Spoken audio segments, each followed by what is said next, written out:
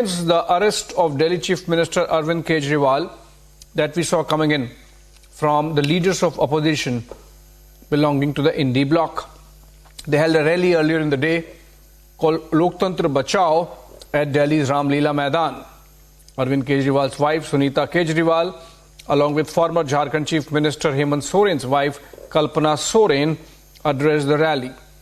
The INDI took jibes at the BJP, and remember, there was an element of discomfort also among the section of Congress leadership because posters of Arvind Kejriwal were removed before the rally began.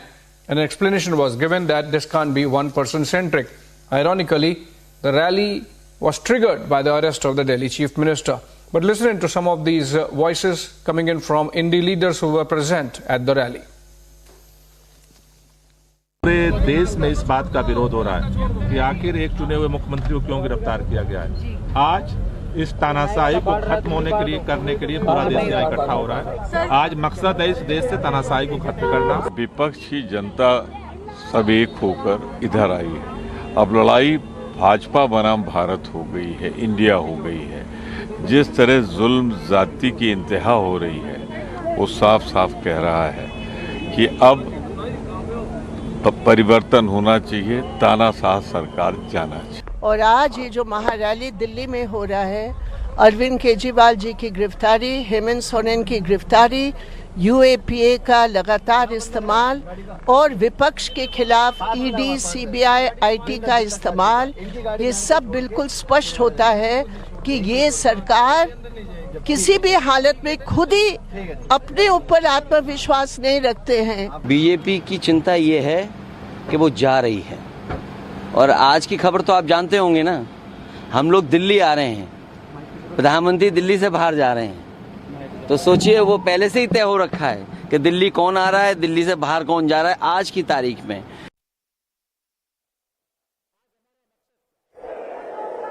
आज हमारा मकसद सिर्फ एक है कि हम सब आईन को बचाएं, कॉन्स्टिट्यूशन को बचाएं। आज कॉन्स्टिट्यूशन पे हमला है। आप देखें, चीफ जस्टिस ऑफ इंडिया को भी धमकियां दी जा रही हैं। ये हाल है हमारा। ये बात सुनिए, इंसान को इंसान से लड़ाया जा रहा है। मुसलमान अलग, हिंदू अलग, सिख अलग, ईसाई अलग। इस लड़ाई के खिलाफ हमने आवाज उठानी है। इस लड़ाई के खिलाफ आपने वोट देना है। और तभी वो सब नेता जो आज बंद कर दिए गए हैं, केजरीवाल जी और सोरेन जी और दूसरे संजय, इन सब में निकलेंगे जब आप इस आईन को पकड़ेंगे और जब इलेक्शन का टाइम आएगा, आपको वोट देना होगा। आप उस बटन को दबाइएगा जो इस हुकूमत को हराएगा और आपकी हुकूमत लाएगा। बहुत लोगों ने बात की है, वक्त कम है, मैं सिर्फ ये कहूँगा, हम सब ने इकट्ठे होके, वो हिंदू हो, मुसलमान हो, सिख हो, ईसाई हो, तमिलनाडु से हो, आसाम से हो, बंगाल से हो, कहीं से भी हो, हमें सब इकट्ठे चलना है। मुझे बहुत खुशी हुई जब महबूबा जी यहाँ तशरीफ लाई और उन्होंने साफ कहा, इंडिया गठबंधन को हमने मजबूत करना है। हमारे भाई, हमारी बहनें, सबको मेरा सलाम, मेरा आदाब। आज देश बहुत मुश्किल हालात से गुजर रहा है। ऐसा हाल है, न कोई वकील, न कोई दलील, न कोई कार्रवाई और सीधे जेल। और शायद कलयुग का अमृत काल इसी को कहते हैं कि आप बिना पूछे, बिना कोई कार्रवाई किए हुए लोगों में जेल में डालते हो। ये मैं उमर खालिद की बात नहीं कर रही हूँ जो पिछले 2 साल से जेल में है। मैं सिद्दीक कपन की बात नहीं कर रही हूँ, मैं मोहम्मद जुबैर की बात नहीं कर रही हूँ, मैं आपके चुने हुए नुमाइंदों की बात कर रही हूँ जिनको आप लोग वोट डाल के एमएलए बनाते हैं, लोकसभा मेंबर बनाते हैं, चीफ मिनिस्टर बनाते हैं, मिनिस्टर बनाते हैं। कैसे उनपे करप्शन के चार्जेस लगा के बिना कोई वकालत के, बिना कोई कार्रवाई के जेल में डाला जाता है। हमारे लिए ये कोई अचंभे की बात नहीं है। हमने जम्मू कश्मीर में पिछले 5 साल से यही देखा है हमारे हजारों की तादाद में नौजवान, मैं, फारूक साहब, उमर अब्दुल्ला साहब, पूर्व मुख्यमंत्री, तीनों को बंद कर दिया गया और देश को बताया गया कि हम देश हित में कर रहे हैं। जब आप संविधान का उल्लंघन करते हैं, जब आप कानून का उल्लंघन करते हैं, वो देशभक्ति नहीं देशद्रोही होता है। जो संविधान का उल्लंघन करेगा वो देशद्रोही है। पूरा हिंदुस्तान के सारे लोग आए हुए हैं। ये हम अपने लोकतंत्र को बचाने के लिए सारे जितने भी पार्टी है इंडिया गठबंधन के सभी लोग यहाँ एकत्रित हो रहे हैं। तो यही से एक संकल्प सभा के रूप में एक हम लोग अपनी एकजुटता को और अपने सम्मिलित सारे लोगों को और देश के अंदर जितने नागरिक हैं सबको ये बताना चाहते हैं कि अपने लोकतंत्र को लड़ने के लिए आपको रोड में आना ही पड़ेगा। All right, obviously the BJP had to react. They slammed the opposition INDI bloc's rally at Ramlila ground, saying it is not a safe democracy meeting as projected, but a safe family and hide corruption rally. Listening to some of those reactions or voices from the BJP space on INDI rally in Delhi. देखिए, जो हमने शुरू में कहा था कि ये परिवारवादी पार्टियों का गठबंधन है, भ्रष्टाचारियों का गठबंधन है, ये आंदोलन किसके समर्थन में है? जो भ्रष्टाचार के आरोप में जेल में हैं, उनके समर्थन के लिए ये एकजुट हुए हैं और ये देश की जनता देख रही है कि कौन किसके साथ खड़ा है। कि ये सारे के सारे लोग, अगर आज कहा जाए तो अपने पुराने गुनाहों को छुपाने के लिए ये समस्त वो पार्टियां जो राम मंदिर की विरोधी, जिन्होंने हिंदू धर्म के समूल नाश जैसे संकल्प किए, हिंदू धर्म के देवी देवताओं पर अनेक आपत्तिजनक टिप्पणियां की, वो अपने पुराने भ्रष्टाचार के गुनाहों को छुपाने के लिए रामलीला मैदान में आज एकत्र हो रहे हैं।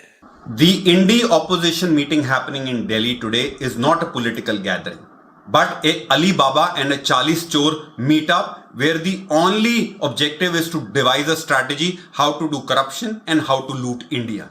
The Congress in the rally must explain how come the same Congress which is a complainant in the liquor scam seeking Kejriwal's arrest and investigation against him is today holding a rally objecting to the arrest of Arvind Kejriwal. All right, the day the Congress-led INDI bloc held a mega rally in New Delhi's Ramlila Maidan, protesting against the arrest of Delhi Chief Minister Arvind Kejriwal, Prime Minister Narendra Modi said the Lok Sabha election would be between the patrons of corruption and the enemies of corruption. Listen in as Prime Minister spoke from a rally in Meerut in Uttar Pradesh. भाई और बहनों, मैं भ्रष्टाचार पर कार्रवाई कर रहा हूं, इससे कुछ लोग बौखला गए हैं।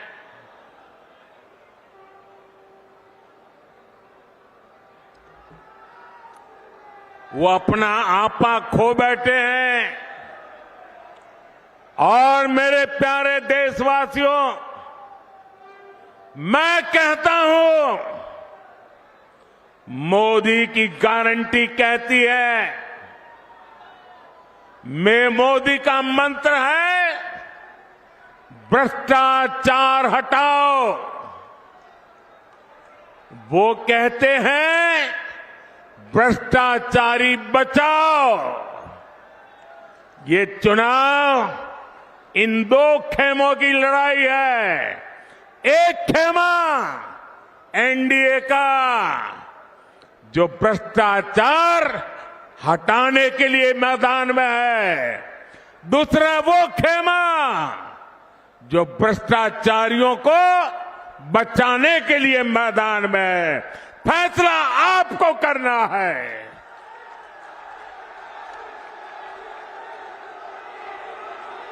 क्या भ्रष्टाचारियों को बचाना है? क्या भ्रष्टाचारियों को बचाना है? क्या भ्रष्टाचारियों को बचाना है? भ्रष्टाचार जाना चाहिए कि नहीं जाना चाहिए?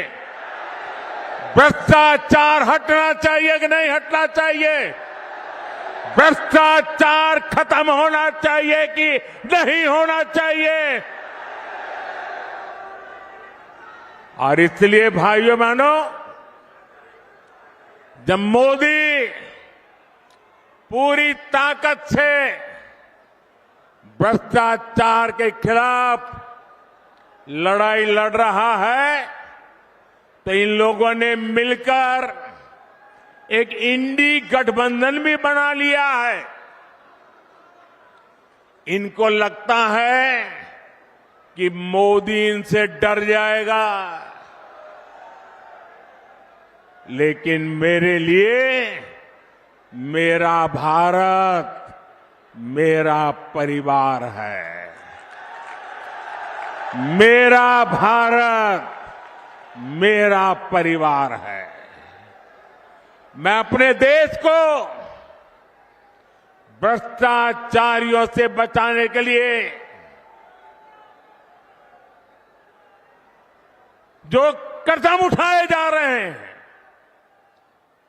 उनके खिलाफ एक बहुत बड़ी लड़ाई लड़ रही हूं।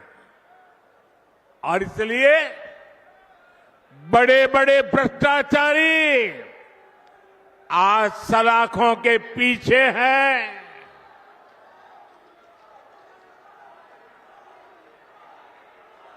सुप्रीम कोर्ट तक जमानत नहीं मिल रही है,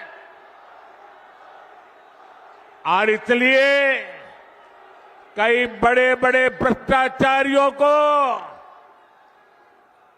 कोर्ट के चक्कर लगाने पड़ रहे हैं। और इसलिए पूरे देश में आपने टीवी पे देखा होगा, कहीं बिस्तर के नीचे से नोटों को ढेर निकल रहे हैं, कहीं दीवारों से नोटों के ढेर निकल रहे हैं, और अभी तो मैंने देखा वॉशिंग मशीन में नोटों के ढेर थे।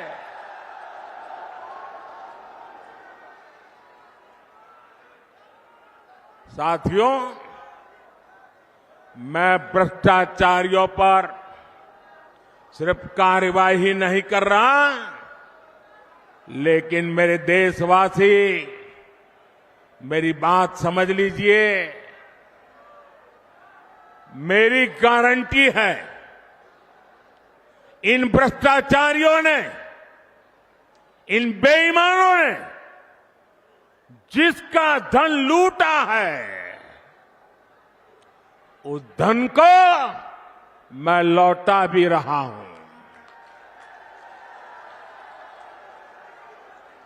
कांग्रेस की सरकार के दौरान गरीबों का, छोटे निवेशकों का, बैंकों का हजारों करोड़ रुपए हड़प लिया गया था। आपको खुशी होगी साथियों, हमने भ्रष्टाचारियों की संपत्ति जब्त करके 17,000 करोड़ रुपए, कितने? 17,000 करोड़ रुपए। कितने? 17,000 करोड़ रुपए से ज्यादा मैंने उन जिनके पैसे गए थे उनको वापस लौटा दिया है। जिनका पैसा गया है उनके पैसे वापस मिले, इसके लिए मैं लगातार काम कर रहा हूं। ईडी ने जो संपत्ति जब्त की है, और अगर रिकॉर्ड मिलता है ये जिसके पैसे हैं उसी से पैसे गए हैं, तो मोदी आपके पैसे वापस दिलवाने के लिए जी जान से लड़ने वाला है। और मैं आज मेरठ की ये धरती, क्रांतिकारियों की धरती, वीरों की धरती से भ्रष्टाचारियों को साफ साफ कह रहा हूं, भ्रष्टाचारी कान खोल के सुन ले। ये मोदी पर चाहे कितने भी हमले करे, ये मोदी है, रुकने वाला नहीं है। Well, let's look at some of the other election-related stories in a top wrap. The BJP has filed a complaint with the Election Commission of India against Karnataka Deputy Chief Minister D.K. Shivakumar for violation of the Model Code of Conduct. This comes after Shivakumar had violated the code by organizing Najna Nazir induction program in the Vidhan Sauda office.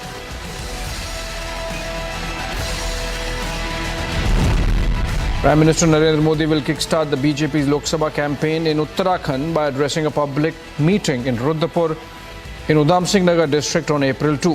Voting for 5 Lok Sabha seats in Uttarakhand is scheduled to take place in the first phase on April 19. Samajwadi Party Chief Akhilesh Yadav criticized the BJP's 400 Par slogan, accusing the party of resorting to intimidation tactics and misusing governmental agencies. Yadav alleged that the BJP's reliance on ED, CBI and IT to retain power will lead to their defeat in the Lok Sabha elections. जो लोग ED, CBI, income tax को आगे कर रहे हों, उन्हें सत्ता में रहने के लिए, सत्ता को बचाने के लिए अगर इन संस्थाओं को आगे कर रहे हैं तो ये 400 पार नहीं 400 हारने जा रहे हैं।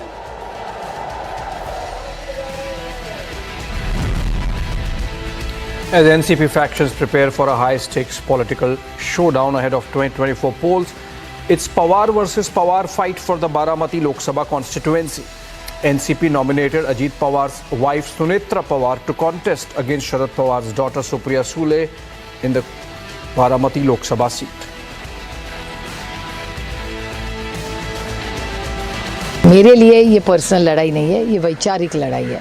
हमारे जो गलत काम भारतीय जनता पार्टी करे, भरे भ्रष्टाचार हो, बेरोजगारी के खिलाफ कुछ नहीं कर रही है, महंगाई बढ़े जा रही है, तो मेरी लड़ाई ये किसी व्यक्ति के साथ नहीं है, उनकी सोच के साथ, उनकी पॉलिसीज़ के खिलाफ है। इंडिविजुअली मैं राजनीति में आज तक आप सब ने मुझे 18 साल से देखा है, मैंने कभी किसी के बारे में टिप्पणी कभी भी नहीं की है। Punjab BJP Chief Sunil Jakar hit out at the AAP, demanding guarantees from the party to stop fooling people and misguiding Delhi. This comes as the INDI alliance members staged a mega rally at Ramlila Maidan to protest against the arrest of Kejriwal. आम आदमी party, क्योंकि आम आदमी party लोगों को ये भरोसा दिलाए कि लोगों को बेवकूफ़ बनाना बंद करेंगी। सबसे पहले इन्होंने अन्ना हजारे जी को ठगा, उसके बाद प्रशांत भूषण जी या उनके साथ जुड़े योगेंद्र यादव, जो भी उनके जो फाउंडर मेंबर्स थे, उनको, कुमार विश्वास जी को। आज मैं देख रहा था कि आज मंच के ऊपर अजय माकन जी दिखाई नहीं दिए, आज मंच के ऊपर अलका लांबा जी दिखाई नहीं दिया, जिनके ऊपर यही केजरीवाल साहब, यही भगवंत मान जी उनको घर से उठा के पकड़ के प्रयास Punjab. In another setback to the Congress, Hemachandra Singh, member of the Manipur PCC, has resigned from the party. The leader has stated that the Congress failed to address concerns of the people and ensure trust among party leaders.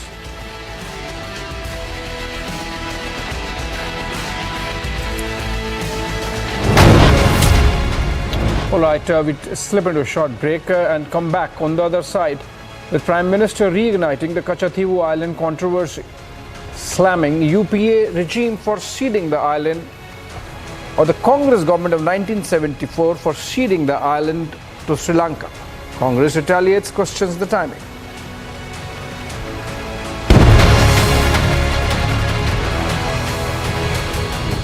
In the global employability rankings by Times Higher Education UK, only the following 6 institutions from India are ranked amongst the top 230 in the world for having the most employable graduates. IIT Delhi, IISc Bangalore, IIT Bombay, IIM Ahmedabad, IIT Kharagpur and Amity University.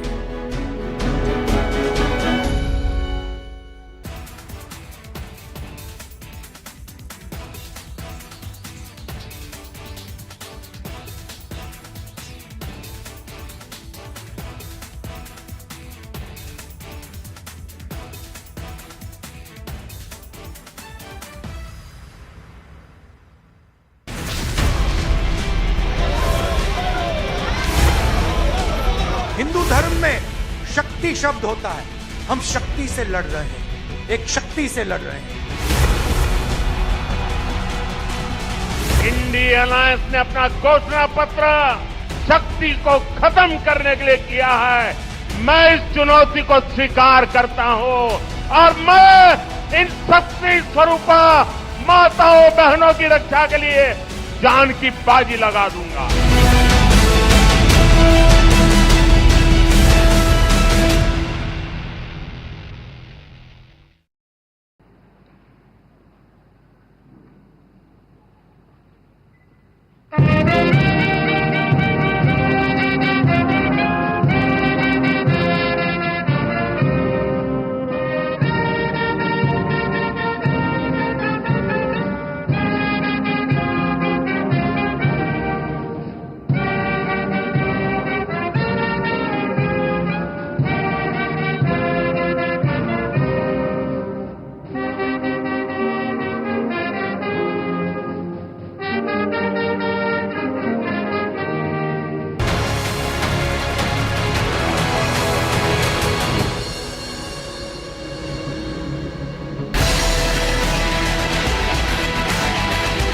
देख रहे कि सुनेत्रा भाभी जो मेरी बड़ी भाभी है और जो संस्कार मुझ पे हुए हैं उसमें बड़े भाई की बीवी जो हमारी भाभी होती है वो भाभी माँ समान होती है।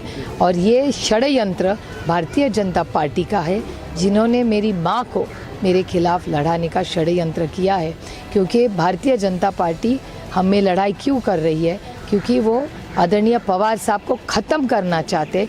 ये मेरा स्टेटमेंट या आरोप नहीं है। भारतीय जनता पार्टी के वरिष्ठ नेता आप ही के चैनल पे बोल रहे थे कि ये इलेक्शन में हमको शरद पवार को ख़त्म करना है, ये उन्होंने कहा है। तो ये लड़ाई हमारे फैमिली की नहीं है, लेकिन भारतीय जनता पार्टी की गंदी राजनीति है जिसमें वो पवार साहब को ख़त्म करना चाहते हैं। जो गलत काम भारतीय जनता पार्टी करे, भरे भ्रष्टाचार हो, बेरोजगारी के खिलाफ कुछ नहीं कर रही है, महंगाई बढ़े जा रही है। तो मेरी लड़ाई ये किसी व्यक्ति के साथ नहीं है, उनकी सोच के साथ, उनकी पॉलिसीज के खिलाफ है। देश भर में स्पोर्ट्स की फैसिलिटीज बढ़ रही है। जिस प्रकार से विश्व स्तरीय अलग अलग प्रतियोगिता में भारत अपनी मेडल की ताली बढ़ा रहा है, जिस प्रकार से देश के कोने कोने में हमारे युवा युवती खेल कूद के मैदान में देश का परचम फैला रहे, मुझे विश्वास है हमारे समाज के भी रत्न युवा युवती आगे चलते स्पोर्ट्स को प्राथमिकता देंगे और हम सब इसके लिए जो करना पड़े हम करें।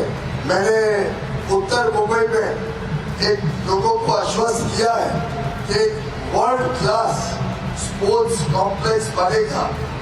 स्पोर्ट्स कॉम्प्लेक्स वर्ल्ड क्लास तभी होगा जब आप सब उसमें हमारा सहयोग देंगे। सब लोग जब एकजुट एक साथ काम करेंगे तभी मुंबई भी वर्ल्ड क्लास स्पोर्ट्स फैसिलिटीज में आगे आएगा।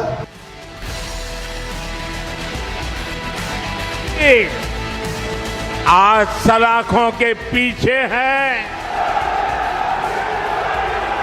सुप्रीम कोर्ट तक जमानत नहीं मिल रही है।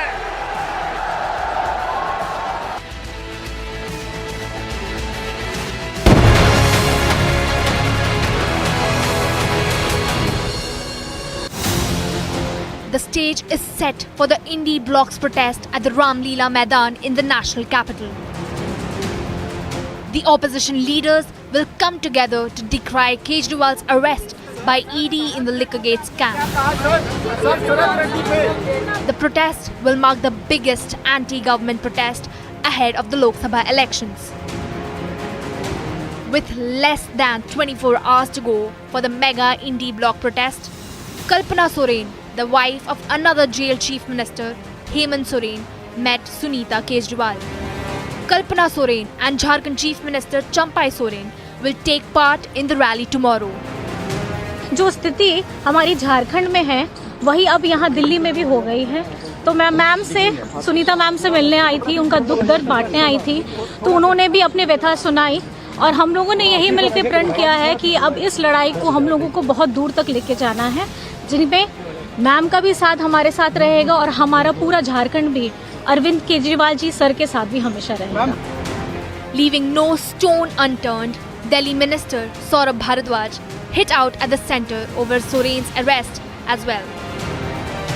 देखिए, हेमंत सोरेन जी अपोजिशन के एक बड़े नेता थे और गैर भारतीय जनता पार्टी राज्यों में एक अच्छी सरकार चला रहे थे, प्रसिद्ध नेता थे।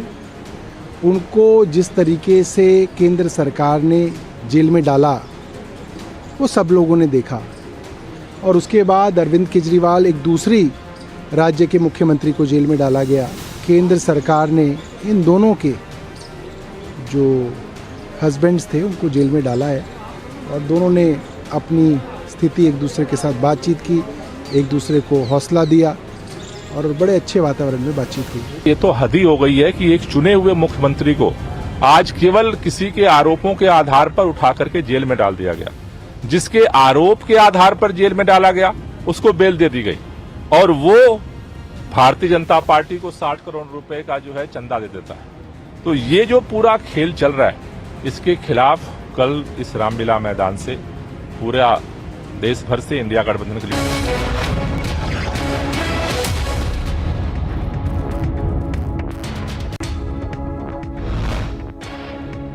Prime Minister Narendra Modi launched a scathing attack on the Congress, accusing it of giving away the Kachativu Island to Sri Lanka. This comes after an RTI application which revealed how Indira Gandhi-led Congress government ceded the island to Sri Lanka in 1974.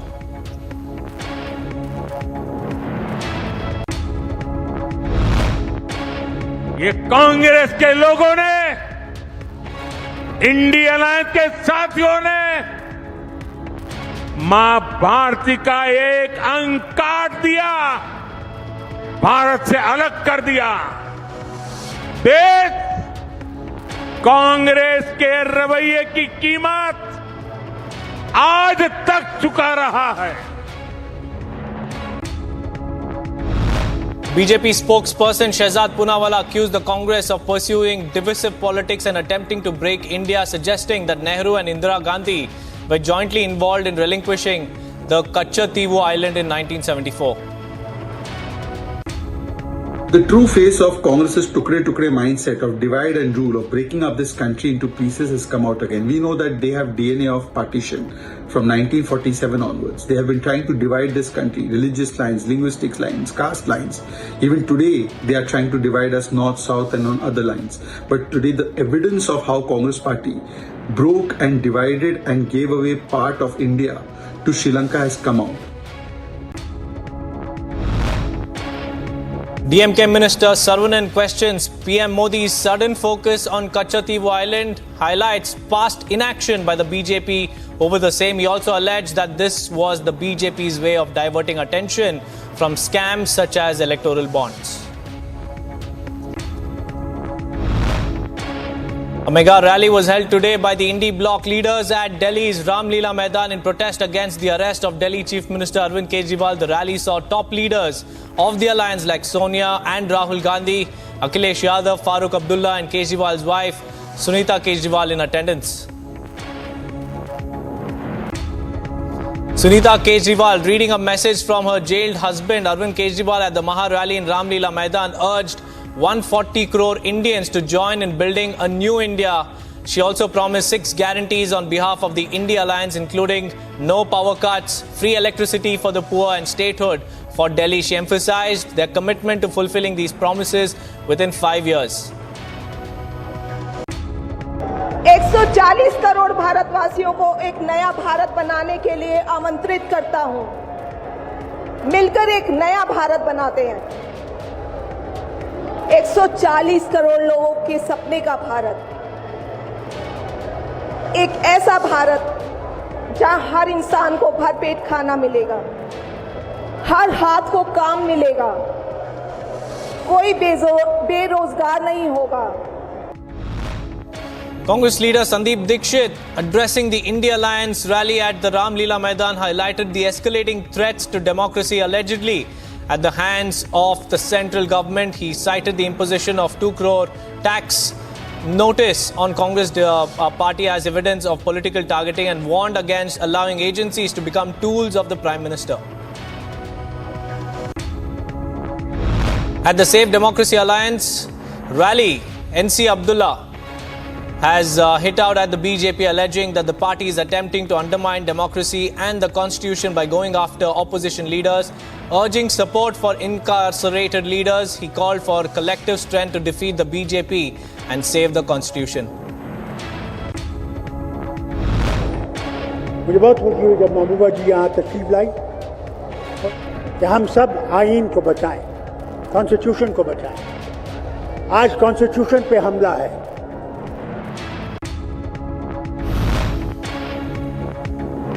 Samajwadi Party Chief Akhilesh Yadav criticized the BJP's 400 Par slogan, accusing the party of resorting to intimidation tactics and misusing government agencies. Yadav alleged that the BJP's reliance on ED, CBI and IT to retain power will lead to their defeat in the upcoming elections. ये लोग जो नारा देते हैं 400 पार, ये लोग जो नारा दे रहे हैं 400 पार, अगर आपके 400 पार हो रहे थे तो आम आदमी पार्टी के नेता से आपको घबराहट किस बात की है? किस बात की घबराहट है? On the attempts made by INDI leaders to jointly criticize the BJP over their alleged misuse of agencies to target opposition leaders, BJP leader Sudhanshu Trivedi said that the rally is only an excuse for them to hide their own corruption. He added that the scams like Bofors, Commonwealth and 2G are part of their identity. ये स्वयं दर्शाता है कि अंतर विरोधों और स्वार्थों से भरे हुए गठबंधन को आप कितना भी ऊपर से एक कवर अप या छलावरण दे दें, उसके अंदर वास्तविकता नहीं आ सकती। BJP national spokesperson Jaiveer Shergill slammed the opposition gathering, terming the INDI alliance leaders as Alibaba and Charlie's Chor. He questioned the Congress's inconsistency in supporting Arvind Kejriwal despite their previous complaints against him and criticized the Aam Aadmi Party for aligning with parties they have accused of corruption. The INDI opposition meeting happening in Delhi today is not a political gathering, but a Alibaba and a Charlie's Chor meetup where the only objective is to devise a strategy how to do corruption and how to loot India. The Congress in the rally must explain how come the same Congress which is a complainant in the liquor scam seeking Kejriwal's arrest and investigation against him is today holding a rally objecting to the arrest of Arvind Kejriwal. Addressing a massive rally in Meerut, Prime Minister Narendra Modi hailed the development spree in Jammu and Kashmir after the abrogation of Article 370. He added that the achievement will lead to immense support from the public who will bless the NDA in the Lok Sabha polls. Prime Minister Modi also hinted at his government's preparation for a third term, specifically a blueprint for the next 5 years and the first 100 days of the third term. He said that significant decisions and key initiatives will be implemented that will catalyze his vision of Viksit Bharat. Prime Minister Modi also launched a scathing attack on the opposition and their attempt to rally behind corrupt leaders. He said that the upcoming Lok Sabha elections will be between the NDA, which is fighting against the corrupt, and the INDI leaders who are fighting for the corrupt. Modi की guarantee कहती है, मैं मोदी का मंत्र है भ्रष्टाचार हटाओ। वो कहते हैं भ्रष्टाचारी बचाओ। ये चुनाव इन दो खेमों की लड़ाई है। President Draupadi Murmu awarded the Bharat Ratna, India's highest civilian honor, to veteran BJP leader L.K. Advani at his residence. The award, conferred in the presence of Prime Minister Narendra Modi and other top leaders, stands as a testament to Advani's contributions to modern India. On Prime Minister Narendra Modi kick-starting election campaign from Meerut today, BJP MP Ravi Shankar Prasad said no Prime Minister has worked as hard as PM Modi. He added that everyone is together in PM Modi-led NDA. घूमते हैं, दुनिया में घूमते हैं, इतना कोई प्रधानमंत्री मेहनत करता है जितना वो कर रहे हैं। आधा से अधिक देश तो घूम चुके वो। मोदी जी के एनडीए अलायंस में सब एक साथ रहते हैं। यहाँ कोई तितर बितर, कोई इंडिपेंडेंट लड़ता है, महाराष्ट्र में फ्रेंडली फाइट होता है, हर पार्टी अपना अपना उम्मीदवार अलग से घोषणा कर रही है। तो ये इंडी है या टूटी है? The BJP has filed a complaint with the Election Commission of India against Karnataka Deputy Chief Minister D.K. Shivkumar for violation of Model Code of Conduct. This comes after Shivkumar had violated the code by organizing Najna Nazir's induction program in the Vidhana Saudha complex. As NCP factions prepare for a high-stakes political showdown ahead of the 2024 polls, it's Pawar versus Pawar fight for the Baramati Lok Sabha constituency. NCP nominated Ajit Pawar's wife Sunetra Pawar to contest against Sharad Pawar's daughter Supriya Sule in the Baramati Lok Sabha seat. मेरे लिए ये personal लड़ाई नहीं है, ये वैचारिक लड़ाई है। हमारे जो गलत काम भारतीय जनता पार्टी करे, भरे भ्रष्टाचार हो, बेरोजगारी के खिलाफ कुछ नहीं कर रही है, महंगाई बढ़े जा रही है, तो मेरी लड़ाई ये किसी व्यक्ति के साथ नहीं है, उनकी सोच के साथ, उनकी पॉलिसीज़ के खिलाफ है। इंडिविजुअली मैं राजनीति में आज तक आप सब ने मुझे 18 साल से देखा है, मैंने कभी किसी के बारे में टिप्पणी कभी भी नहीं की है। After BJP formed its manifesto committee, the first meeting to discuss the party's manifesto will be held on the 1st of April, which is tomorrow. The meeting will be presided by the chairman of the manifesto committee, Rajnath Singh. Anurag Thakur, Union Minister, confidently asserted that the BJP will sweep all 25 seats in Rajasthan to support Prime Minister Narendra Modi's bid for a third term. He also alleged that the Congress has run out of senior leaders who would fight polls on real issues.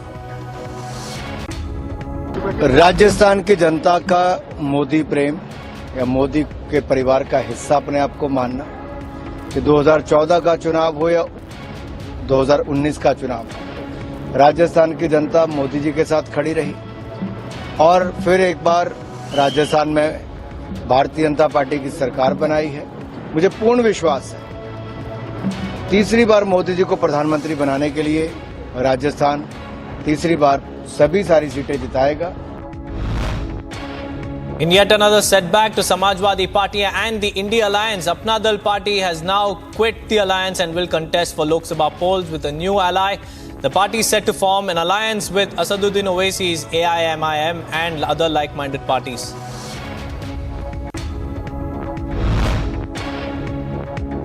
BJP declared its Rajasthan General Secretary Damodar Agarwal as its candidate for the state's Bhilwara Lok Sabha seat. Damodar Agarwal will face Congress's CP Joshi in the polls on the 26th of April.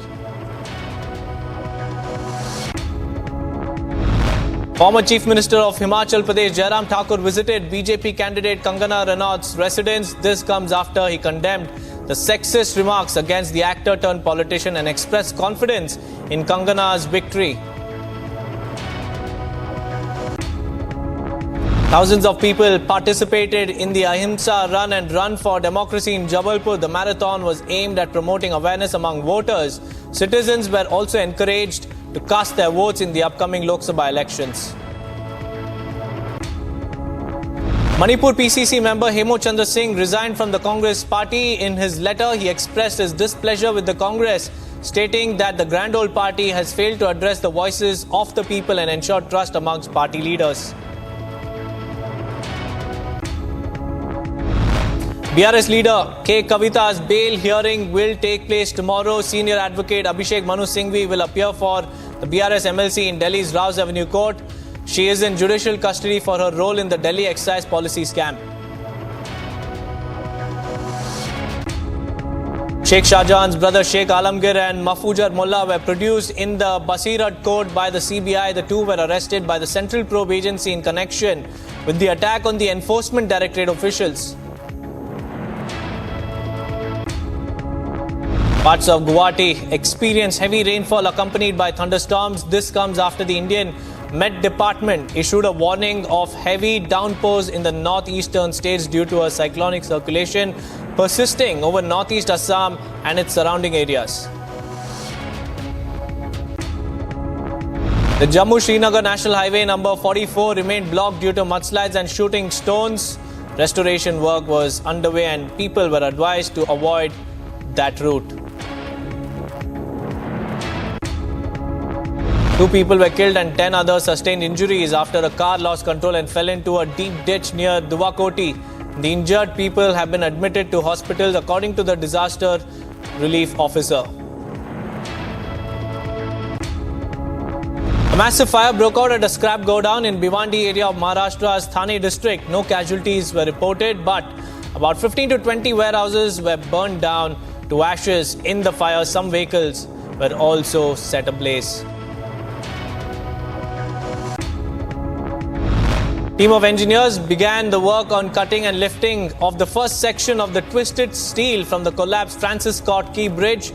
The Joint Incident Command said in a statement that demolition work was underway on the top of the north side of the collapsed structure.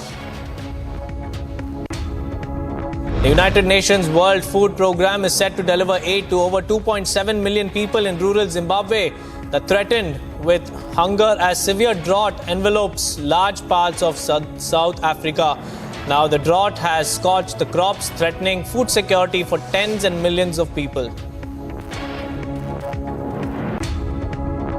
A group of students staged a play on the steps of Louisiana's capital to protest a series of anti-LGBTQ+ legislative proposals. The bills pending in the state would regulate students' pronouns and discussions of gender and sexuality in the classroom. Fast food workers in California will now be paid at least $20 an hour, giving more financial security after the imposition of a new law that addresses the cost of living crisis. Democrats in the state legislature passed the law last year. Australians celebrated Easter on Sunday as part of the Easter weekend religious celebrations. In Sydney, worshippers gathered at the Roman Catholic St. Mary's Cathedral in the city centre, where a special free meals initiative was organised for the homeless. Scuffles erupted between anti-government protesters and security forces at a rally in Tel Aviv. Protesters were demonstrating against Israel's Prime Minister Benjamin Netanyahu, demanding his resignation and a deal to release the hostages taken by Hamas. Hundreds of Palestinians gathered in downtown Ramallah to mark Land Day, commemorating events in March 1976 when Israel seized land from northern Arab villages, leading to the killing of 6 Palestinians. This year's event was dedicated to the war against Israel in Gaza.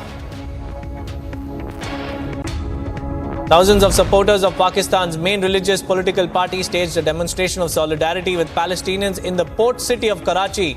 They chanted "Free Palestine" slogans as they waved Palestinian flags and held up placards reading "Stop Genocide in Gaza."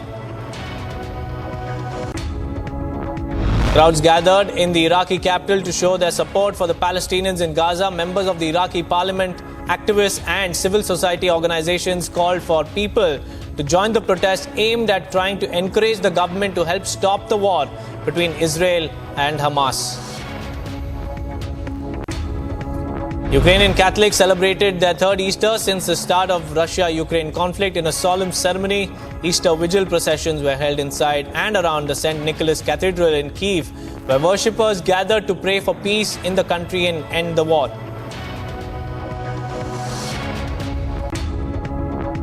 King Charles III shook hands and chatted with the onlookers after attending an Easter service in Windsor in his most significant public outing since being diagnosed with cancer last month. Even in the wake of his illness, the king has continued fulfilling his state duties. In today's face-off of the Mega IPL 2024 season, the Rishabh Pant-led Delhi Capitals will take on Rituraj Gaikwad-led CSK in Visakhapatnam, reigning champions. Chennai has so far won 2 out of the 2 matches today. Delhi Capitals have won the toss. Recent addition to the IPL's Chennai team, Rachin Ravindra credited the team's mindset to his training skills. He said that he has been warmly welcomed into the team, thus elevating any challenges he were to face as part of this grand IPL debut. He also says that he can't believe that it's real to be playing alongside MS Dhoni. And in game number 14 of the Indian T20 extravaganza, it's Mumbai Indians versus Rajasthan Royals. Mumbai will be looking to open its account on Monday Thriller, while the Royals will look to continue their victory run. Pakistan's Babar Azam has been reappointed as the white ball cricket captain, marking his return to leadership after stepping down as all-format captain following the team's debacle in the World Cup. This move comes after Pakistan failed to progress beyond the group stage. Pleasantly surprised to be chosen as India's flag bearer at the Paris Olympics opening ceremony this July, India's top-ranked table tennis player and 10-time national champion Achanta Sharat Kamal said that leading an Indian Olympic contingent is perhaps a first. After a blazing debut for Lucknow Super Giants against Punjab Kings in the Indian Premier League, Mayank Yadav recalled seeking inspiration from some of the greats like Mitchell Johnson, Dale Steyn and Morne Morkel, but he said Bumrah was his role model. God of Indian cricket Sachin Tendulkar shares memories from his trip to Kashmir with his family. One particular video of a girl playing cricket moved him. Posting the video on his social media platform, Sachin said, and I quote, "Always good to see young girls playing cricket. Watching videos like these brings a smile to my face." The Miami Open Doubles Championship was won by Rohan Bopanna and his Australian partner Matthew Ebden, giving their successful combination another triumph. This win marks their second victory in the year with impressive game statistics. Cristiano Ronaldo, the captain of the Saudi Al Nassr Football Club, scored a spectacular hat-trick, leading the team to a 5-1 victory. The match was dominated by Ronaldo's team, thus maintaining their strong position in the league, currently in the second place in the standings.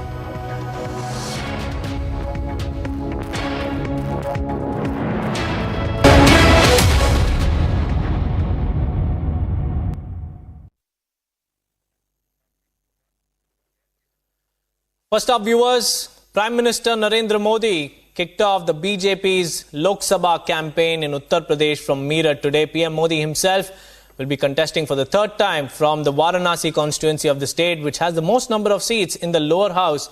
The BJP has fielded actor Arun Govil of TV serial Ramayan fame as its candidate from Meerut. And apart from Govil, Rashtriya Lok Dal President Jayant Chaudhary, who recently joined the BJP-led NDA, will also shared the dais with the Prime Minister today. Let's listen in to some of the strongest attacks and messages by the Prime Minister. नमन करता हूं। साथियों, मेरठ की इस धरती के साथ ही मेरा कुछ अलग ही रिश्ता है।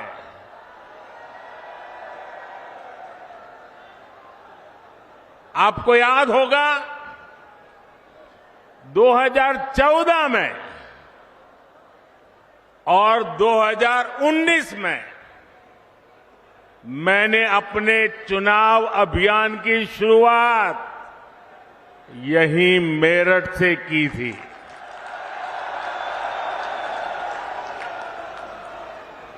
अब 2024 के चुनाव की पहली रैली मेरठ में ही हो रही है। साथियों, 2024 का ये चुनाव सिर्फ एक सरकार बनाने का चुनाव नहीं है। कौन सांसद बने, कौन न बने, इसका चुनाव नहीं है। 2024 का चुनाव विकसित भारत बनाने के लिए है।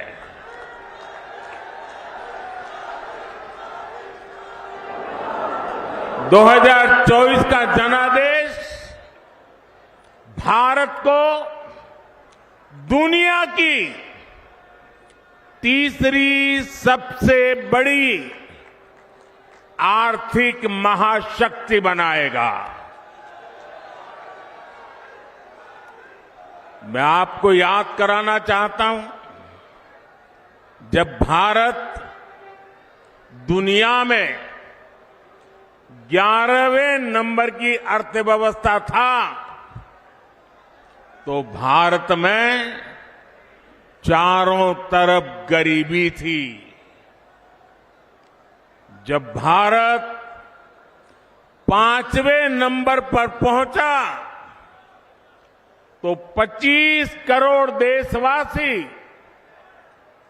गरीबी से बाहर निकलने में सफल हुए।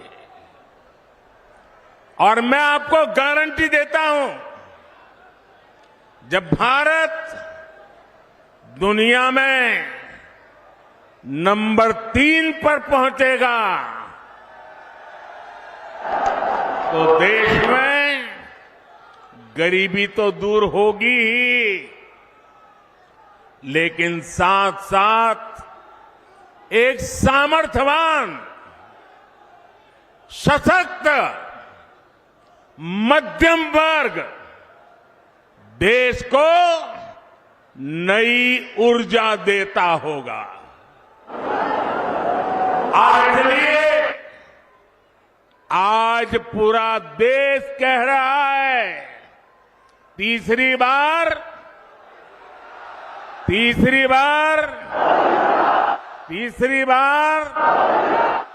4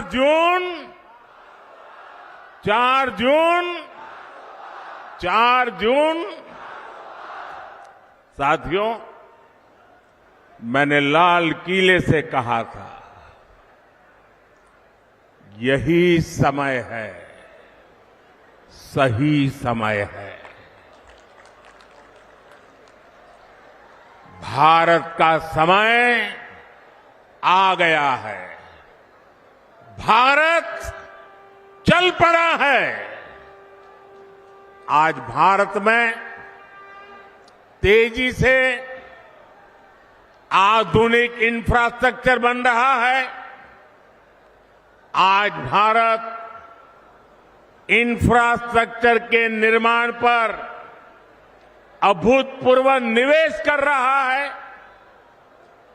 आज हर सेक्टर में नौजवानों के लिए अनगिनत नए अवसर बन रहे हैं।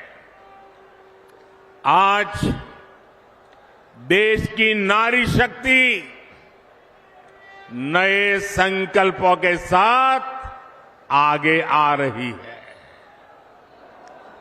आज भारत की साख दुनिया भर में, भारत की साख नई ऊंचाई पर है। इतना ही नहीं, पूरी दुनिया भारत को भरोसे से देख रही है। That's not all, viewers. Prime Minister Narendra Modi also lauded the contributions of those who were conferred the Bharat Ratna on Saturday by President Draupadi Murmu, paying rich tributes to former Prime Ministers P.V. Narasimha Rao and Chaudhry Charan Singh, besides other luminaries. Now remember, during his address in Meerut, he said that the contributions of Charan Singh were ignored by the Congress party earlier, but he also reminded the people of what the India Alliance partners did to Jayant Chaudhary in the parliament when he tried to thank the central government on conferring the award to his grandfather. साथियों, इंडी गठबंधन वाले ना देश के जवानों का हित सोच सकते हैं, ना ही देश के किसानों का हित सोच सकते हैं, ना ही देश के मछुआरों का हित सोच सकते हैं। किसानों से नफरत करने वाले इंडी गठबंधन ने चौधरी चरण सिंह जी को भी उचित सम्मान नहीं दिया। जब चौधरी साहब को भारत रत्न पर संसद में चर्चा हो रही थी, तब इंडी गठबंधन ने पार्लियामेंट के अंदर जो किया वो पूरे देश ने देखा है। जब हमारे छोटे भाई जयंत चौधरी संसद में चौधरी चरण सिंह जी के भारत रत्न के सम्मान को लेकर के बोलने के लिए खड़े हुए, तो उनकी आवाज को रोकने की कोशिश की गई। भाई जयंत चौधरी को अपमानित करने का प्रयास किया गया। कांग्रेस और सपा को देश के किसान, इस क्षेत्र के लोगों की घर घर जाकर के माफी मांगनी चाहिए। और यहां का एक नागरिक कभी भी कांग्रेस, सपा जैसे उनके साथियों को कभी भी माफ नहीं कर सकते। साथियों, चौधरी साहब ने अपना जीवन किसानों की समृद्धि के लिए समर्पित किया था। हमारी सरकार भी किसानों के कल्याण को सर्वोच्च प्राथमिकता देते हुए काम कर रही है।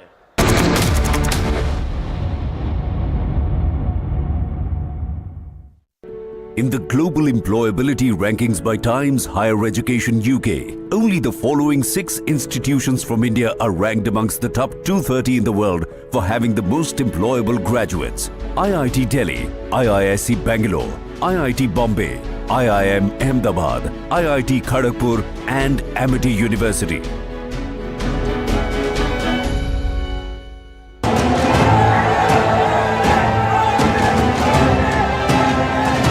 प्रदेश के विकास में सबसे बड़ी दीवार आर्टिकल 370 की थी। इस दीवार को भाजपा की सरकार ने हटा दिया। The BJP has announced the team that will make PM Modi's guarantee for the next 5 years. The 27-member panel will be headed by former party president Rajnath Singh. The power-packed panel also has top names in both the centre and state government. The list also shows the emphasis that BJP puts on aspiration of states. The PM has also taken the opposition over the manifesto. INDI alliance ने अपना घोषणा पत्र शक्ति को खत्म करने के लिए किया है। मैं इस चुनौती को स्वीकार करता हूं और मैं इन शक्ति स्वरूपा माताओं बहनों की रक्षा के लिए जान की बाजी लगा दूंगा। The PM has delivered on his promises, and with his aim of making Viksit Bharat by 2047, India is waiting for PM's vision document for the next 5 years. आज पूरा हिंदुस्तान जानता है, अरे पूरी दुनिया भी मानती है कि मोदी की गारंटी मतलब गारंटी पूरा होने की भी guarantee. Bureau Report, Republic TV.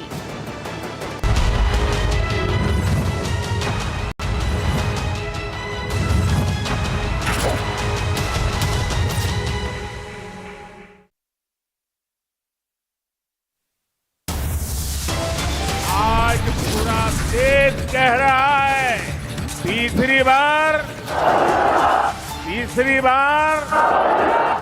4 जून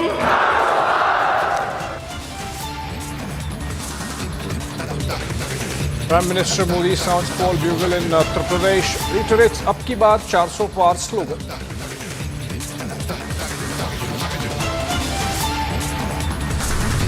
बड़े बड़े भ्रष्टाचारी आज सलाखों के पीछे हैं। सुप्रीम कोर्ट तक जमानत नहीं मिल रही है।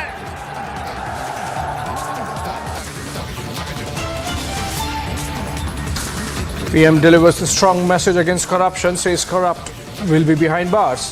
and might not get relief from the Supreme Court as well.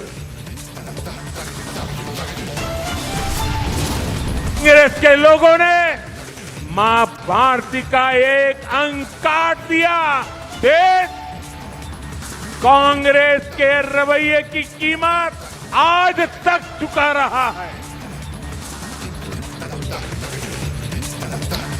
PM reignites the Kachativu Island controversy, slams Congress comment for ceding the island to Sri Lanka. Congress retaliates, questions the timing.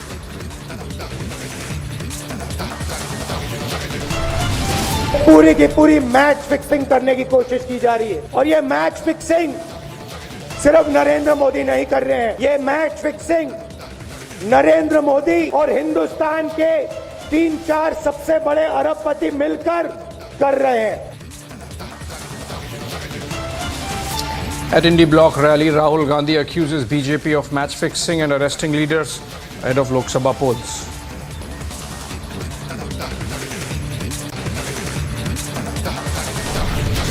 लोकतंत्र की बात वो पार्टियां कर रही हैं जिसमें सिर्फ परिवार तंत्र है। जब से बने हैं तब से आज तक अपने पार्टी के अंदर किसी भी दूसरे व्यक्ति को लोकतंत्र के अनुरूप सत्ता देना उचित नहीं समझा।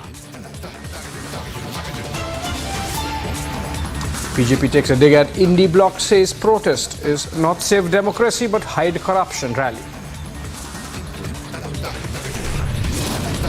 President Draupadi Murmu confers the Bharat Ratna to L.K. Advani at his residence in the presence of Prime Minister Modi.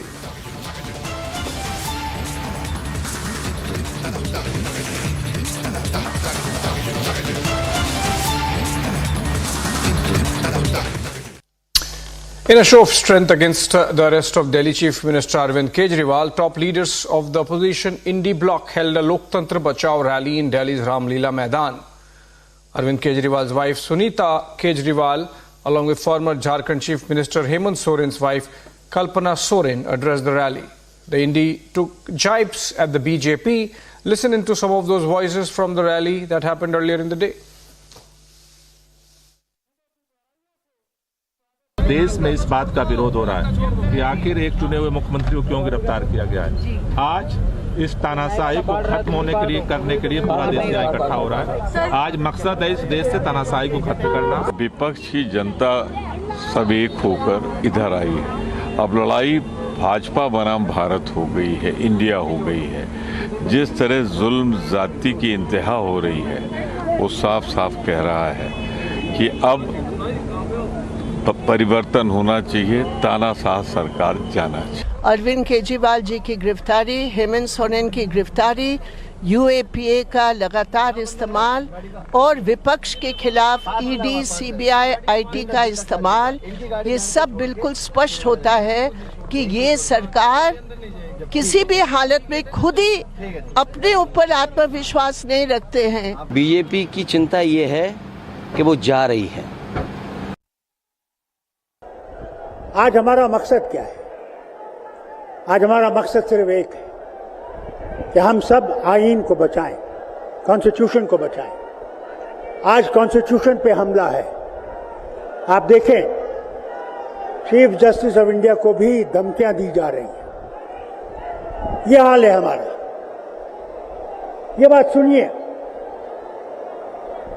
इंसान को इंसान चढ़ाया जा रहा है। मुसलमान अलग, हिंदू अलग, सिख अलग, ईसाई अलग। इस लड़ाई के खिलाफ हमने आवाज उठानी है। इस लड़ाई के खिलाफ आपने वोट देना है।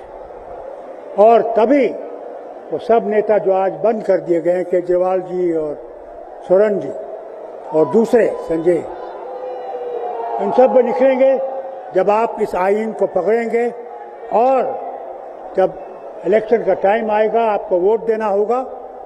आप उस बटन को दबाइएगा जो इस हुकूमत को हराएगा और आपकी हुकूमत लाएगा। बहुत लोगों ने बात की है, वक्त कम है। मैं सिर्फ ये कहूँगा, हम सब ने इकट्ठे होके, वो हिंदू हो, मुसलमान हो, सिख हो, ईसाई हो, तमिलनाडु से हो, आसाम से हो, बंगाल से हो, कहीं से भी हो, हमें सब इकट्ठे चलना है। मुझे बहुत खुशी हुई जब महबूबा जी यहाँ तशरीफ लाई और उन्हें साफ कहा, इंडिया गठबंधन को हमने मजबूत करना है। हमारे भाई, हमारी बहनें, सबको मेरा सलाम, मेरा आदाब। आज देश बहुत मुश्किल हालात से गुजर रहा है। ऐसा हाल है, न कोई वकील, न कोई दलील, न कोई कार्रवाई और सीधे जेल। और शायद कलयुग का अमृत काल इसी को कहते हैं कि आप बिना पूछे, बिना कोई कार्रवाई किए हुए लोगों में जेल में डालते हो। ये मैं उमर खालिद की बात नहीं कर रही हूँ जो पिछले 2 साल से जेल में है। मैं सिद्दीक कपन की बात नहीं कर रही हूँ। मैं मोहम्मद जुबैर की बात नहीं कर रही हूँ। मैं आपके चुने हुए नुमाइंदों की बात कर रही हूँ जिनको आप लोग वोट डाल के एमएलए बनाते हैं, लोकसभा मेंबर बनाते हैं, चीफ मिनिस्टर बनाते हैं, मिनिस्टर बनाते हैं। कैसे उनपे करप्शन के चार्जेस लगा के बिना कोई वकालत के, बिना कोई कार्रवाई के जेल में डाला जाता है। हमारे लिए ये कोई अचंभे की बात नहीं है। हमने जम्मू कश्मीर में पिछले 5 साल से यही देखा है। हमारे हजारों की तादाद में नौजवान, मैं, फारूक साहब, उमर अब्दुल्ला साहब, पूर्व मुख्यमंत्री, तीनों को बंद कर दिया गया और देश को बताया गया कि हम देश हित में कर रहे हैं। जब आप संविधान का उल्लंघन करते हैं, जब आप कानून का उल्लंघन करते हैं, वो देशभक्ति नहीं, देशद्रोही होता है। जो संविधान का उल्लंघन करेगा वो देशद्रोही है। पूरा हिंदुस्तान के सारे लोग आए हुए हैं। ये हम अपने लोकतंत्र को बचाने के लिए सारे जितने भी पार्टी है, इंडिया गठबंधन के सभी लोग यहाँ एकत्रित हो रहे हैं। तो यही से एक संकल्प सभा के रूप में एक हम लोग अपनी एकजुटता को और अपने सम्मिलित सारे लोगों को और देश के अंदर जितने नागरिक हैं सबको ये बताना चाहते हैं कि अपने लोकतंत्र को लड़ने के लिए आपको रोड में आना ही पड़ेगा। All right, the BJP obviously slammed those voices coming in from Ramlila Maidan, saying it is not a safe democracy meeting. In fact, as projected, it was Save Family and Hide Corruption rally. Listen to those reactions coming in from the BJP. देखिए, जो हमने शुरू में कहा था कि ये परिवारवादी पार्टियों का गठबंधन है, भ्रष्टाचारियों का गठबंधन है, ये आंदोलन किसके समर्थन में है?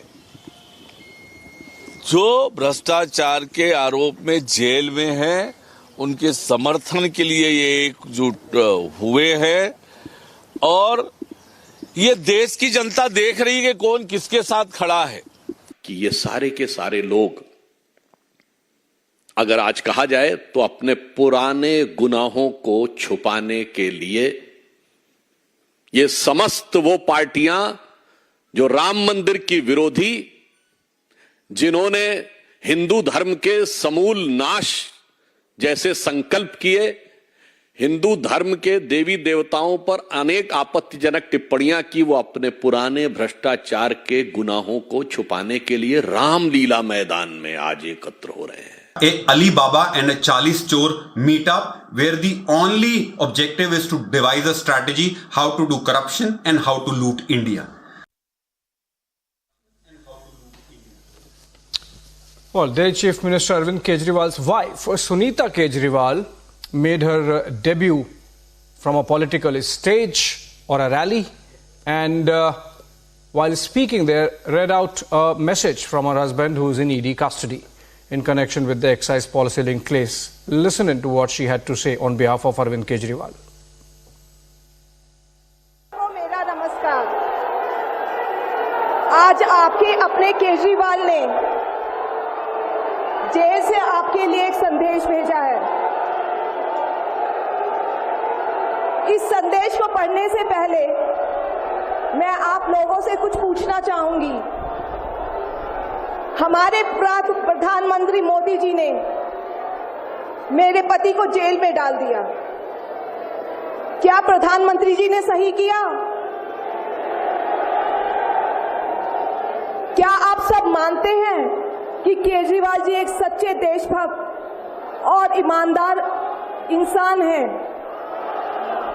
क्या आप मानते हैं कि केजरीवाल जी एक सच्चे देशभक्त और ईमानदार इंसान हैं? ये बीजेपी वाले ये कह रहे हैं कि केजरीवाल जी जेल में हैं, इन्हें इस्तीफा देना चाहिए। क्या केजरीवाल जी को इस्तीफा देना चाहिए? क्या उन्हें इस्तीफा देना चाहिए? केजरीवाल जी को इन्होंने गिरफ्तार कर लिया। आपके केजरीवाल शेर है, शेर। ये ज्यादा दिन तक उनको जेल में नहीं रख पाएंगे। करोड़ों लोगों के दिल में बसे हैं Kejriwal.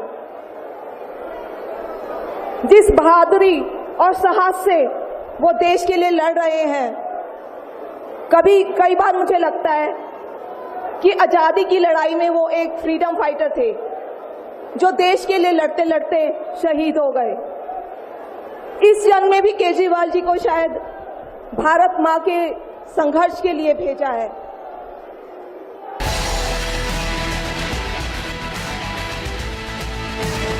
Well, let's look at some more election-related stories in a wrap. The BJP has filed a complaint with the Election Commission of India against Karnataka Deputy Chief Minister D.K. Shivakumar for violation of the Model Code of Conduct. This comes after Shivakumar organized a Najna Nazir induction program inside the Vedant Sauda in Bengaluru. Prime Minister Narendra Modi will kickstart the BJP's Lok Sabha poll campaign in Uttarakhand by addressing a public meeting at Rudrapur in Udham Singh Nagar district on April 2. Voting for 5 Lok Sabha seats in Uttarakhand are scheduled to be held in the first phase on April 19. Samajwadi Party Chief Akhilesh Yadav criticized the BJP's 400 Par slogan, accusing the party of resorting to intimidation tactics and misusing government agencies. Yadav alleged that the BJP's reliance on ED, CBI and income tax to retain power will lead to their defeat in the Lok Sabha elections.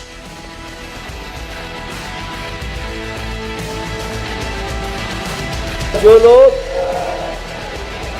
ED, CBI, income tax को आगे कर रहे हों, उन्हें सत्ता में रहने के लिए, सत्ता को बचाने के लिए अगर इन संस्थाओं को आगे कर रहे हैं तो ये 400 पार नहीं 400 हारने जा रहे हैं।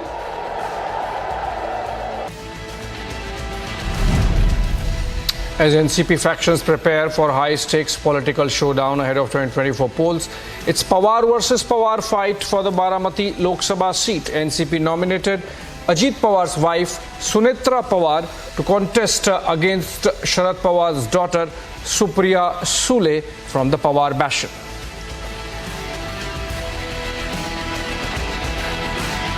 मेरे लिए ये पर्सनल लड़ाई नहीं है, ये वैचारिक लड़ाई है। हमारे जो गलत काम भारतीय जनता पार्टी करे, भरे भ्रष्टाचार हो, बेरोजगारी के खिलाफ कुछ नहीं कर रही है, महंगाई बढ़े जा रही है, तो मेरी लड़ाई ये किसी व्यक्ति के साथ नहीं है, उनकी सोच के साथ, उनकी पॉलिसीज़ के खिलाफ है। इंडिविजुअली मैं राजनीति में आज तक आप सब ने मुझे 18 साल से देखा है, मैंने कभी किसी के बारे में टिप्पणी कभी भी नहीं की है। Punjab BJP chief Sunil Jakhar hit out at AAP demanding guarantees from the party to stop fooling people. This comes as the INDI Alliance members staged a mega rally at Ramlila Maidan to protest against the arrest of Kejriwal.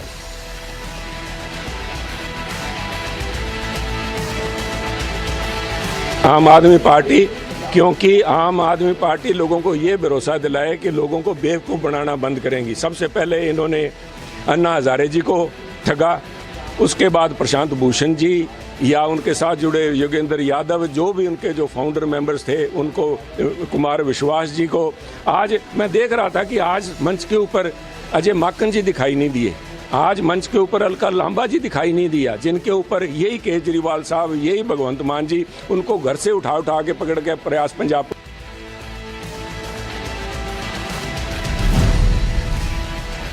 In another setback to the Congress, Hemachandra Singh, member of the Manipur PCC, resigned from the party. The leader has stated that the Congress had failed to address the concerns of the people and ensure trust among party leaders.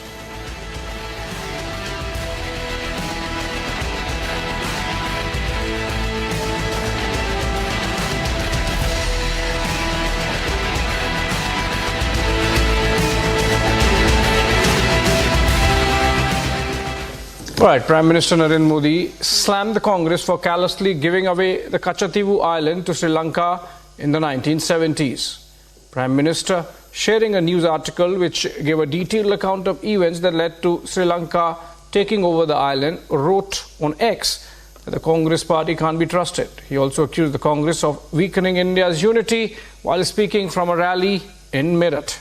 Take a listen.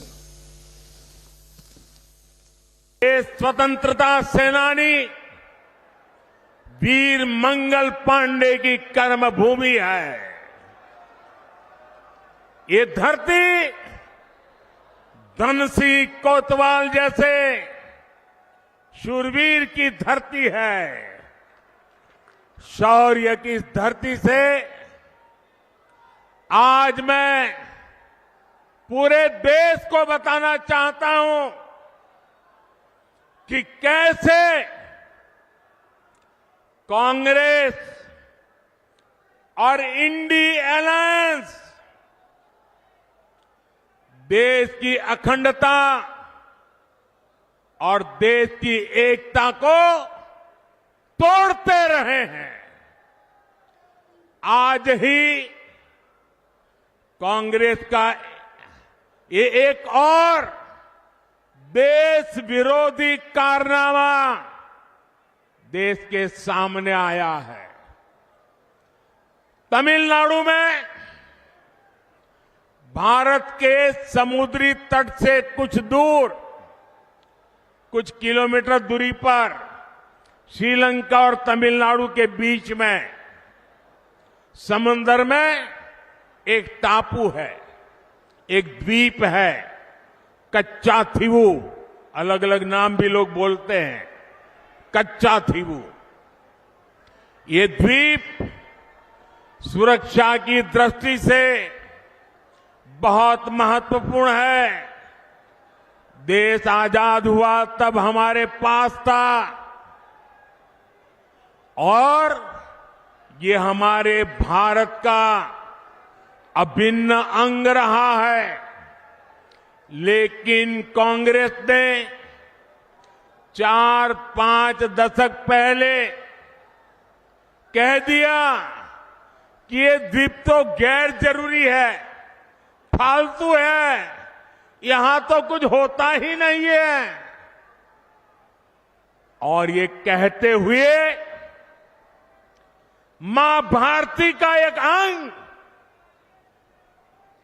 आजाद भारत में ये कांग्रेस के लोगों ने, India alliance के साथियों ने मां भारती का एक अंग काट दिया और भारत से अलग कर दिया। देश कांग्रेस के रवैये की कीमत आज तक चुका रहा है। भारत के मछुआरे मछली पकड़ने के लिए समंदर में जाते हैं, तमिलनाडु के हैं, केरल के हैं, पुडुचेरी के हैं, तेलंगाना के हैं, आंध्र के हैं, इस द्वीप की तरफ जाते हैं तो इन्हें गिरफ्तार कर लिया जाता है, उनकी बोट को कब्जा कर लिया जाता है। ये कांग्रेस के पाप का परिणाम है कि हमारे मछुआरे आज भी सजा भुगतते चले जा रहे हैं। और कांग्रेस पार्टी इतनी बड़ी उनकी पाप के जब बात आती है तो कांग्रेस की बोलती बंद हो जाती है। डीएमके जैसे दल जो कांग्रेस के साथी हैं, वे भी मुंह पे ताला लगा करके बैठ जाते हैं। आप मुझे बताइए, क्या ऐसा इंडी गठबंधन जिसने मां भारती का टुकड़ा करके दे दिया, क्या ऐसा गठबंधन देश हित में कोई फैसला ले सकता है क्या? देश का भला कर सकता है क्या? देश को एक रख सकता है क्या? साथियों, इंडी गठबंधन वाले ना देश के जवानों का हित सोच सकते हैं, ना ही देश के किसानों का हित सोच सकते हैं, ना ही देश के मछुआरों का हित सोच सकते हैं। The true face of Congress's tukre mindset of divide and rule, of breaking up this country into pieces has come out again. We know that they have DNA of partition from 1947 onwards. They have been trying to divide this country, religious lines, linguistic lines, caste lines. Even today, they are trying to divide us north, south and on other lines. But today, the evidence of how Congress party broke and divided and gave away part of India to Sri Lanka has come out. The first family, how it wanted to give away Kachativu Islands, right from Nehruji to Indiraji, how they were enthusiastic to parcel it off to Sri Lanka, even though there was legal evidence against it, historical evidence against it. This is an assault on our integrity and on our sovereignty. And this is not the first time. Time and again, even today, Rahul Gandhi tries to get foreign intervention into Indian affairs and tries to undermine the integrity and sovereignty of India. So nothing has changed. But DMK must answer. They talk about Tamil pride. What is this? Giving away Kachativu is Tamil pride? Also, this is not the first time Congress has done this. Our Jammu Kashmir was given off to Pakistan, which they are illegally occupying. Our Jammu Kashmir was given off by Congress's first family to China, which they are illegally occupying Aksai Chin. They are occupying many other parts. This is the mindset of the Congress. The Congress has always believed in dividing and breaking India, and they continue to follow this policy, whether it's in Kachativu or whether it's through Rahul Gandhi's utterances. Their agenda is break India, divide India. The issue of Kachativu, I would like to remind to the entire country that this was with India till 1975. And it is just 25 kilometers from the Indian coast in Tamil Nadu. ये केवल 25 kilometre की दूरी पे है. And previously Indian fishermen used to go there and do the fishing. But during the Indira Gandhi's regime, then government has handed it over to Sri Lanka. And not only handed it over to Sri Lanka, there used to be some agreement between the two countries. There is a various example in the entire world that mutually in these waters, both the fishermen of both the countries can come. But it was also stated in that agreement that none of the Indian fishermen can go to that place which is just 25 kilometers from Indian coast. Because of this, there are several fishermen which has been captured and some remained in jail and they have to face the atrocities. But unfortunately, आज DMK उनके साथ है और न DMK इस विषय को उठाती है, न कांग्रेस इस विषय को उठाती है, केवल प्रधानमंत्री श्री नरेंद्र मोदी जी उठाते हैं. This shows the commitment of our Prime Minister even to those things which are considered the farthermost sitting in Delhi and which is considered a very small thing. और मेरा प्रश्न ये भी है श्री राहुल गांधी जी से, जो दक्षिण उत्तर की बहुत बात करते हैं, दक्षिण भारत के इतने महत्वपूर्ण मुद्दे के ऊपर मौन क्यों धारण कर रखा है? The opposition, meanwhile, has hit out at Prime Minister and his remarks saying that there is no point raising the issue after 10 years. They also allege that the issue is being hyped just before elections. Listen to some of those opposition voices on the Prime Minister. It's strange that the Prime Minister has only now found out that Kachativu was ceded away in 1974. I don't know, in the last 10 years, we would like to ask the Prime Minister what has he done in the last 10 years to retrieve Kachativu. The Prime Minister waxes eloquence and says, the Congress has done this. Yes, it was done in 1974. Much what has flown. But DMK ever since has objected to it, and when BJP has come to power, see, people threw away Congress in 2014 precisely because of this. What have they done? And what has the BJP done now? The question is this: has the Prime Minister did his little bit for retrieval of Kachativu? They call him the Vishwaguru. The Vishwaguru is not even able to get us back a small, little, teeny-weeny island called Kachativu, which is very important for the fishermen of Tamil Nadu. Why the Prime Minister was silent on this on the eve of elections? And the scam, Mr. Annamalai, who has gotten a quandary, he has called the martyrs who lost their lives for Hindi agitation, Hindi imposition agitations, as a worn-out slipper. To come out of that quandary, the Prime Minister is helping Mr. Annamalai. What joke are they trying to make? They say Mr. Annamalai has made an RTR. Every information is in the public domain. What information you are going? You are the central government. From where are you getting these details? Who are they trying to fool?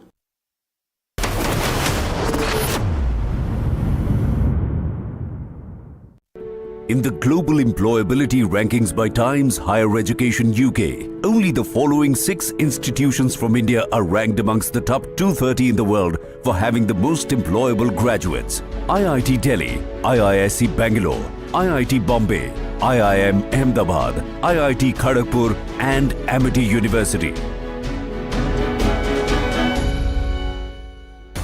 ED heat in Liquorgate case continues to haunt AAP netas. Days after Delhi Chief Minister Arvind Kejriwal's arrest in the liquor policy scam, Transport Minister and AAP leader Kailash Gehlot was summoned by the Enforcement Directorate. Gehlot was questioned for his role in the Delhi excise policy. Gehlot was a part of the panel that prepared the draft of the now scrapped liquor policy for 2021 to 2022. ED claims that draft was leaked to the South Group that paid kickbacks to the Aam Aadmi Party. ED also alleges that Kailash Gehlot allowed Vijay Nair, who was then AAP communication in charge and is one of the accused in the case, to use his official residence when the policy was being drafted. Gehlot, just like Arvind Kejriwal, has denied the charges.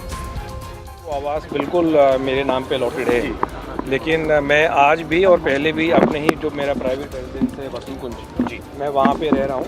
मेरे जो बच्चे हैं वो क्योंकि मेरा जो घर वसंतकुंज में है वो डीपीएस के बिल्कुल सामने है और मेरी वाइफ ने और बच्चों ने वहाँ से शिफ्ट करने के लिए मना कर दिया था, तो इसलिए ना मैं कभी जो सिविल लाइन में जो बंगलो है मेरे नाम पे जो अलॉटेड है ना मैंने कभी वहाँ शिफ्ट किया और ना मैं कभी रहा वहाँ।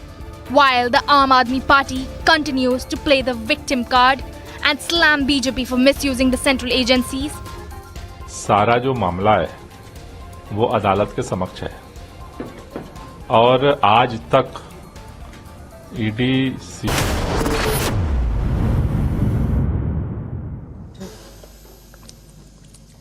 Viewers, we're getting your top updates on India's #1 news channel, Republic TV. I'm Shivangi Shukla, getting you all the news coming in, especially as we head towards the Lok Sabha polls.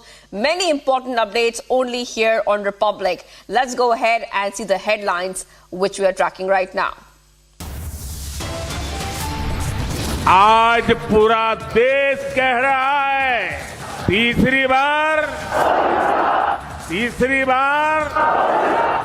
4 June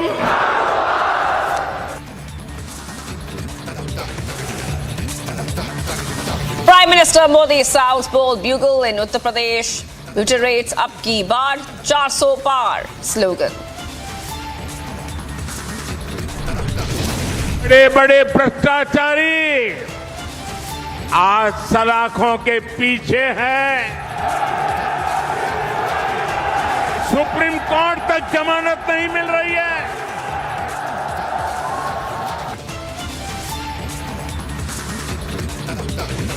PM delivers strong message against corruption, says corrupt will be behind bars and will not get relief from Supreme Court. Congress के लोगों ने मां भारती का एक अंक काट दिया।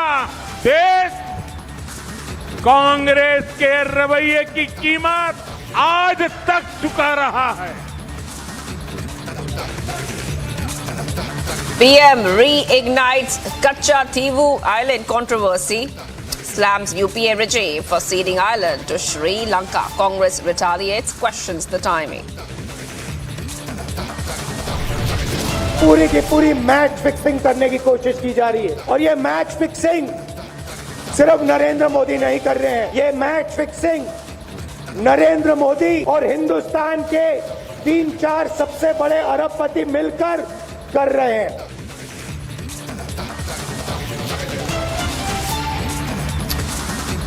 At INDI block rally, Rahul Gandhi accuses BJP of match fixing and arresting leaders ahead of the Lok Sabha polls. लोकतंत्र की बात वो पार्टियां कर रही हैं जिसमें सिर्फ परिवार तंत्र है। जब से बने हैं तब से आज तक अपने पार्टी के अंदर किसी भी दूसरे व्यक्ति को लोकतंत्र के अनुरूप सत्ता देना उचित नहीं समझा। BJP takes a dig at INDI bloc, says protest does not save democracy but hide corruption. Rally.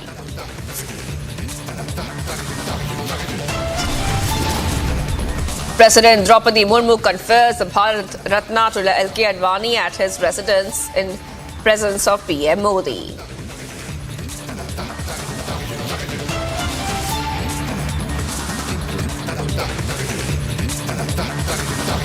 Viewers, let's go to the top story we're tracking right now. The Prime Minister kick-started his campaign once again in Merit. In a high-voltage address, the Prime Minister sought the support for a third consecutive term. But he also left no stones unturned to launch his unsparing attack on the opposition over various issues, from insult to Chaudhary Charan Singh to exposing Congress on ceding Kachativu Island. Here is a report on Prime Minister's blistering attacks from Merit.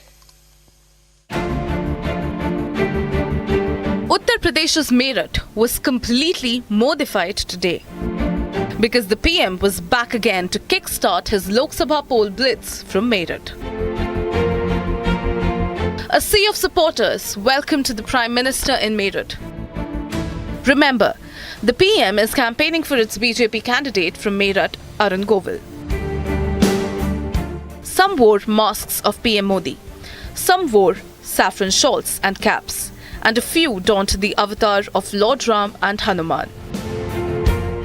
On the stage with the Prime Minister were RLD Chief Jayant Chaudhary, Uttar Pradesh Chief Minister Yogi Adityanath, and other top faces of Uttar Pradesh BJP unit.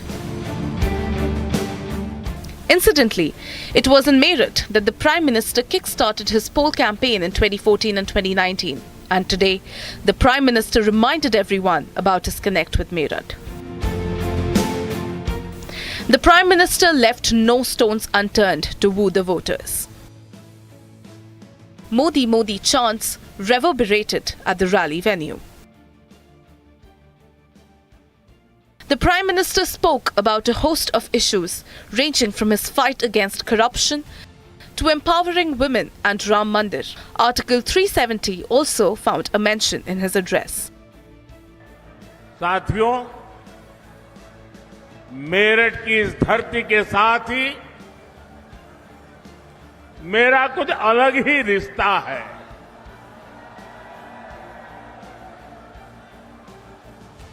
आपको याद होगा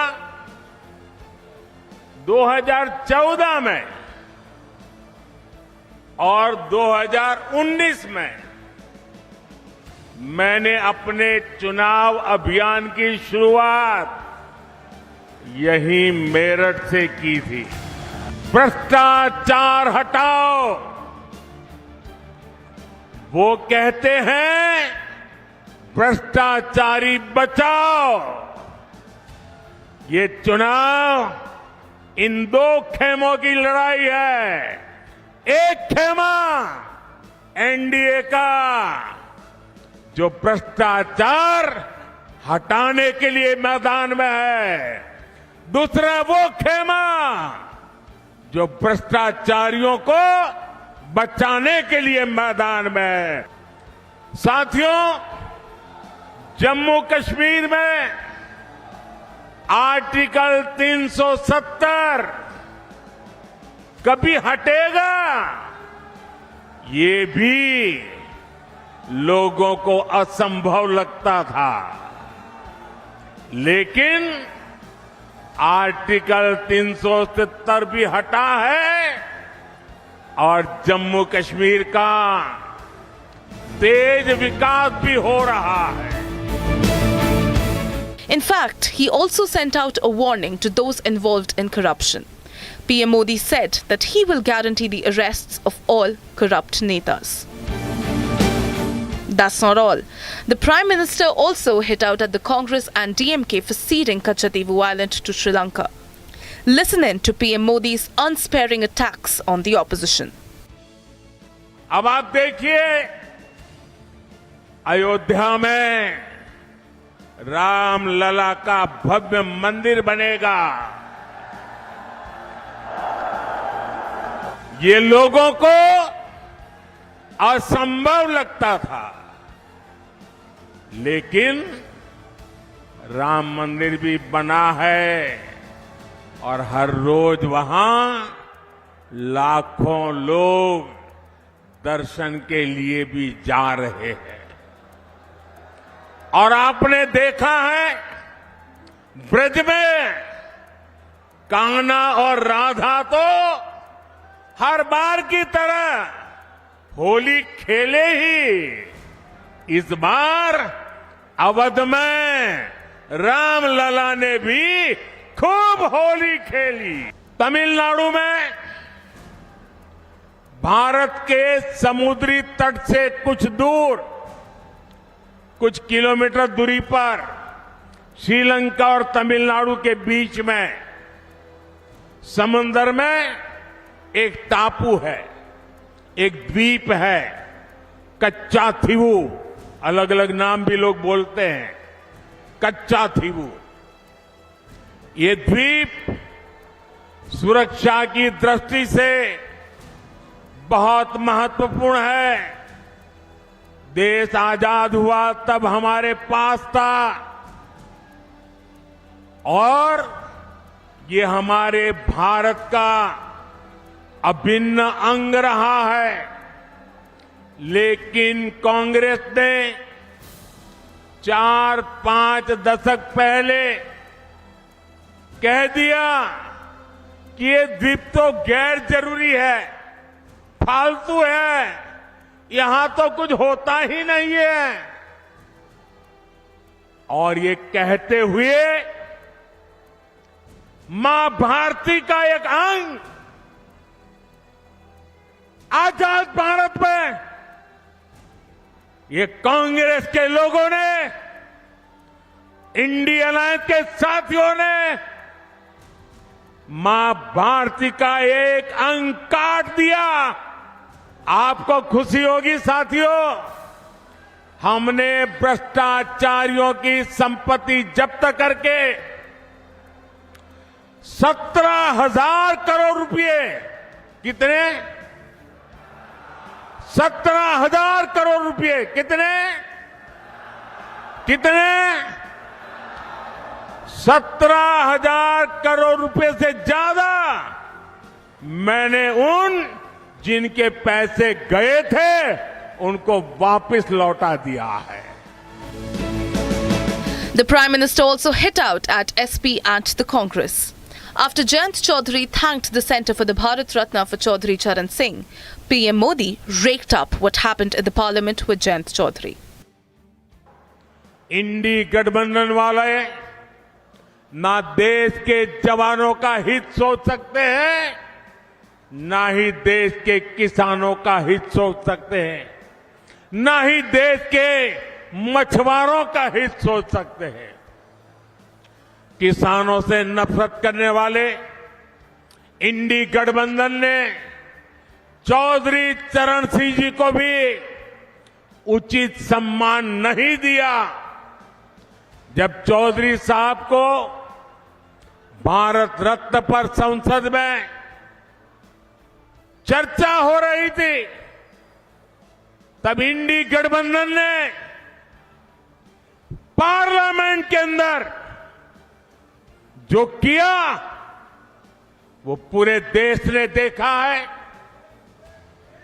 जब हमारे छोटे भाई जयंत चौधरी संसद में चौधरी चरण सिंह जी के भारत रत्न के सम्मान को लेकर के बोलने के लिए खड़े हुए तो उनकी आवाज को रोकने की कोशिश की गई। भाई जैन चौधरी को अपमानित करने का प्रयास किया गया। कांग्रेस और सपा को देश के किसान, इस क्षेत्र के लोगों की घर घर जाकर के माफी मांगनी चाहिए। On the other hand, Uttar Pradesh Chief Minister reminded everyone who was present there. Yogi said that the 2024 elections were between family first versus nation first, mafia raj versus rule of law, corruption versus zero tolerance, casteism versus welfare of the poor. Listen in to Yogi's roar from Meerut. ये चुनाव मात्र चुनाव नहीं है, ये चुनाव उन लोगों को फिर से सही जगह दिखाने का समय है जिन लोगों ने सामाजिक ताने बाने को छिन्न भिन्न करने का कार्य किया है। ये चुनाव फैमिली फर्स्ट बनाम नेशन फर्स्ट के बीच में है, माफिया राज बनाम कानून के राज के बीच का है, भ्रष्टाचार बनाम जीरो टॉलरेंस के बीच का है, तुष्टीकरण बनाम सबका साथ सबके विकास के बीच का है। और पूरे देश के अंदर आज एक ही आवाज है, और वो आवाज जो आज देश के अंदर जुड़ रही है, जो देश ने देखा अपनी आंखों से, युवाओं के लिए आजीविका भी है तो उनकी आस्था का सम्मान भी है। और मित्रों, हम सबको तय करना है कि हमें कर्फ्यू चाहिए या कावड़ यात्रा चाहिए। On the previous two occasions when Prime Minister started his poll campaign in Meerut, it was back-to-back victories for Narendra Modi. So can PM Modi script history with hat-trick with the 400 par? Watch Republic TV on June 4th when we get you the biggest coverage on the election results.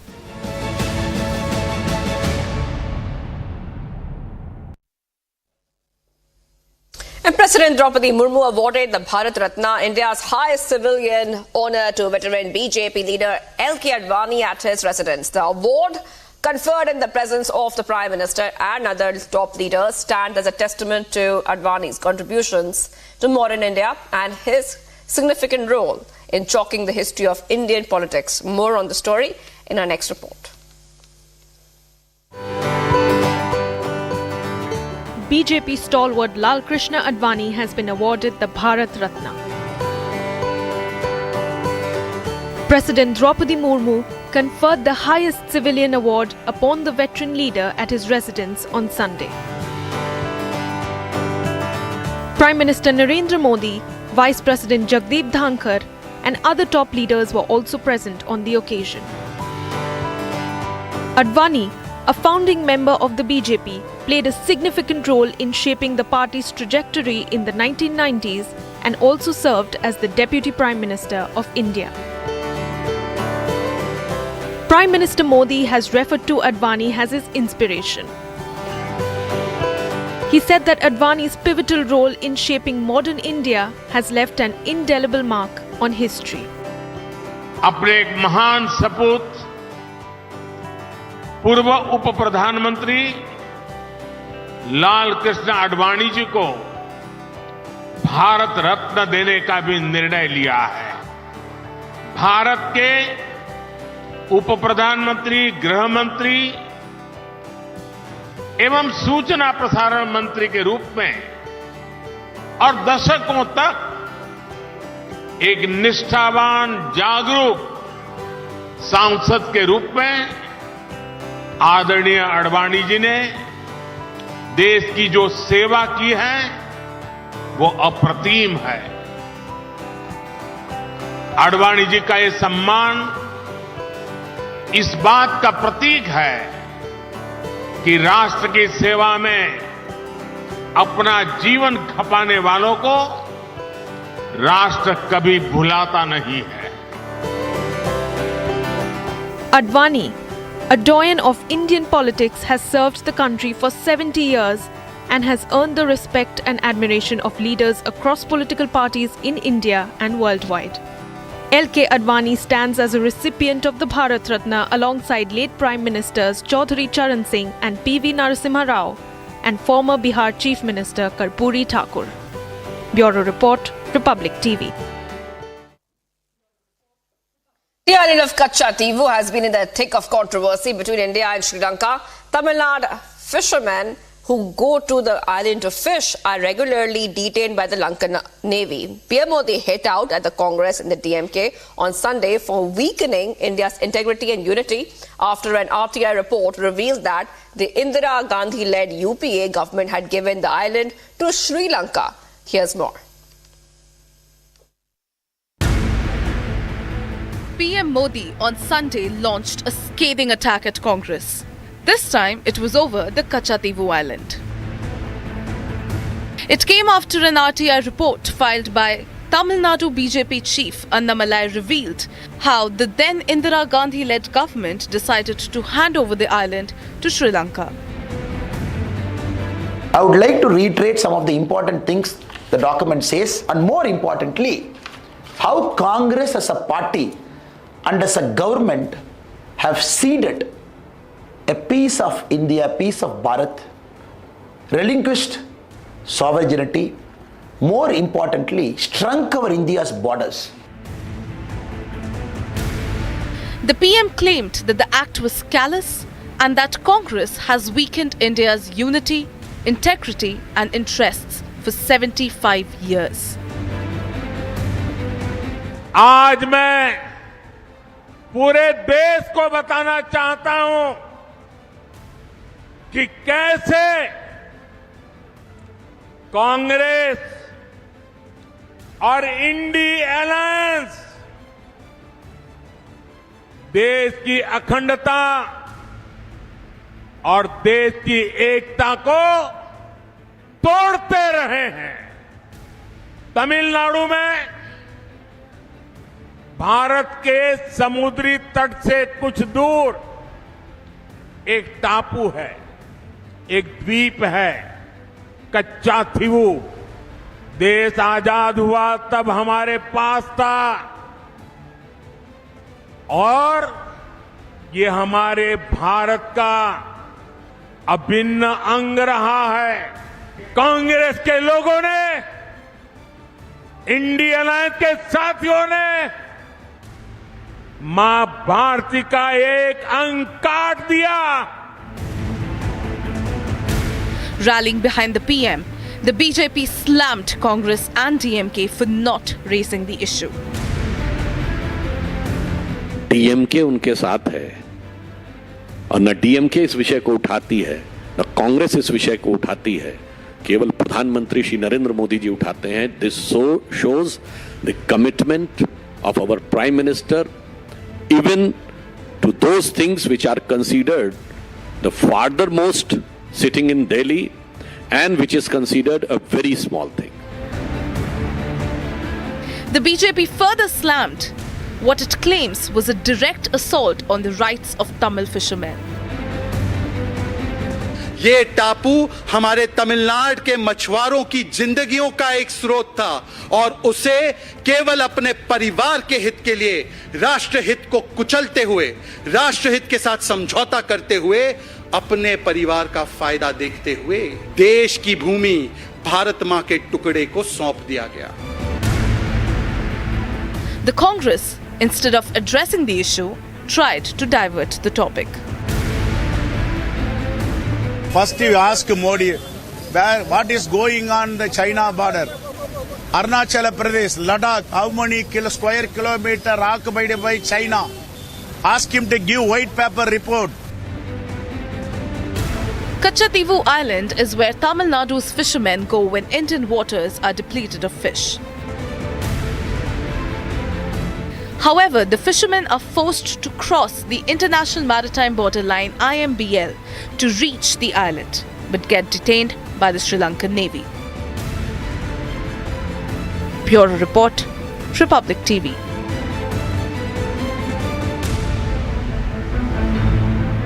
The Prime Minister will kickstart the BJP's Lok Sabha poll campaign in Uttarakhand by addressing a public meeting. This will happen in Rudrapur in Udham Singh Nagar district on April 2nd. Elections to the 5 Lok Sabha seats in Uttarakhand are scheduled to be held in the first phase on April 19th. Here's more.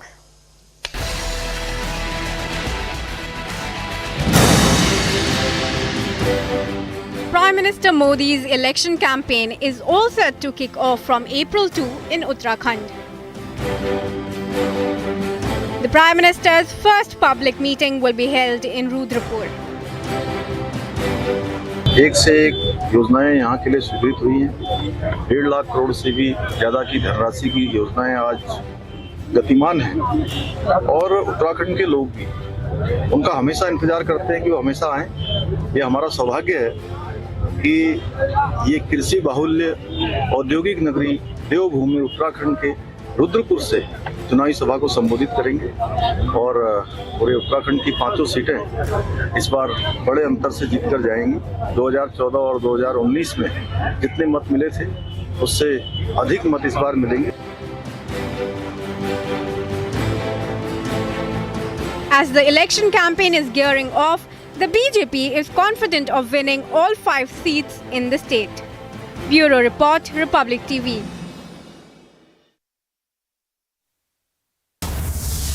Much more coming up on the other side. At INDI block rally, Rahul Gandhi accuses BJP of match fixing and arresting leaders ahead of the Lok Sabha polls.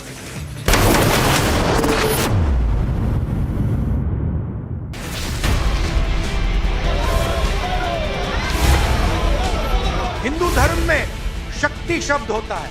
हम शक्ति से लड़ रहे हैं, एक शक्ति से लड़ रहे हैं।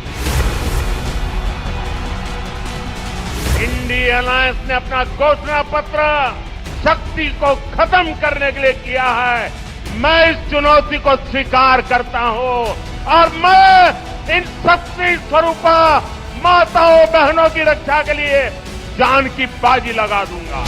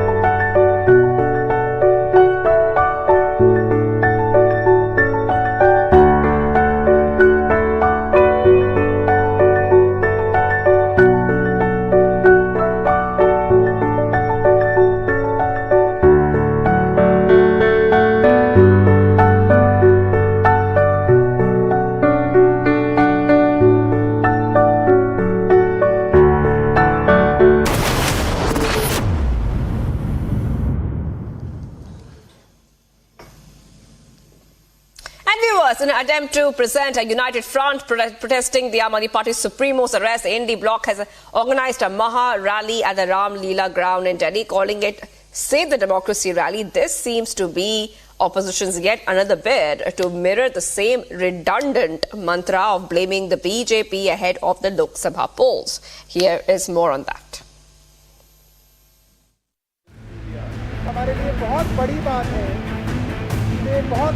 A political frenzy has gripped the national capital ever since ED swooped down on Delhi CM Arvind Kejriwal. With just 3 weeks to go for the Lok Sabha polls, the INDI bloc leaders organised a Maha rally at the Ram Leela ground in Delhi to protest against the AAP convener's arrest. In attendance were the top brass of the Grand Old Party Congress, AAP, SP, TMC along with the other allies. However, some key faces were missing from the rally. Notably, VBA Chief Prakash Ambedkar from Maharashtra was also missing from the rally, and this comes just days after Ambedkar decided to walk out of the Mahavikas Aghadi. The opposition continues to cry foul, echoing the same tired narrative of pointing fingers at the BJP. देश में इस बात का विरोध हो रहा है कि आखिर एक चुने हुए मुख्यमंत्री को क्यों गिरफ्तार किया गया है। आज इस तानाशाही को खत्म होने के लिए करने के लिए पूरा देश यहाँ इकट्ठा हो रहा है। आज मकसद है इस देश से तानाशाही को खत्म करना। विपक्षी जनता सब एक होकर इधर आई है। अब लड़ाई भाजपा बनाम भारत हो गई है, इंडिया हो गई है। जिस तरह जुल्म जाति की इंतहा हो रही है वो साफ साफ कह रहा है कि अब परिवर्तन होना चाहिए, तानाशाह सरकार जाना चाहिए। अरविंद केजरीवाल जी की गिरफ्तारी, हेमंत सोरेन की गिरफ्तारी, यूएपीए का लगातार इस्तेमाल और विपक्ष के खिलाफ ईडी, सीबीआई, आईटी का इस्तेमाल, ये सब बिल्कुल स्पष्ट होता है कि ये सरकार किसी भी हालत में खुद ही अपने ऊपर आत्मविश्वास नहीं रखते हैं। बीजेपी की चिंता ये है कि वो जा रही है। Meanwhile, the BJP slammed INDI for rallying behind Kejriwal. देखिए, जो हमने शुरू में कहा था कि ये परिवारवादी पार्टियों का गठबंधन है, भ्रष्टाचारियों का गठबंधन है, ये आंदोलन किसके समर्थन में है? जो भ्रष्टाचार के आरोप में जेल में हैं, उनके समर्थन के लिए ये एकजुट हुए हैं।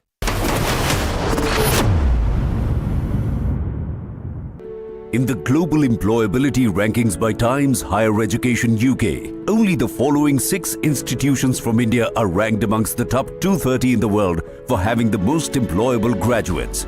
IIT Delhi, IISc Bangalore, IIT Bombay, IIM Ahmedabad, IIT Kharagpur and Amity University.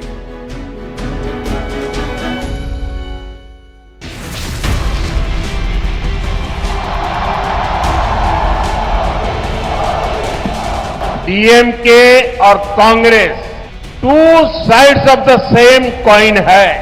DMK और कांग्रेस का मतलब है बिग करप्शन। डीएमके और कांग्रेस का मतलब है one family rule.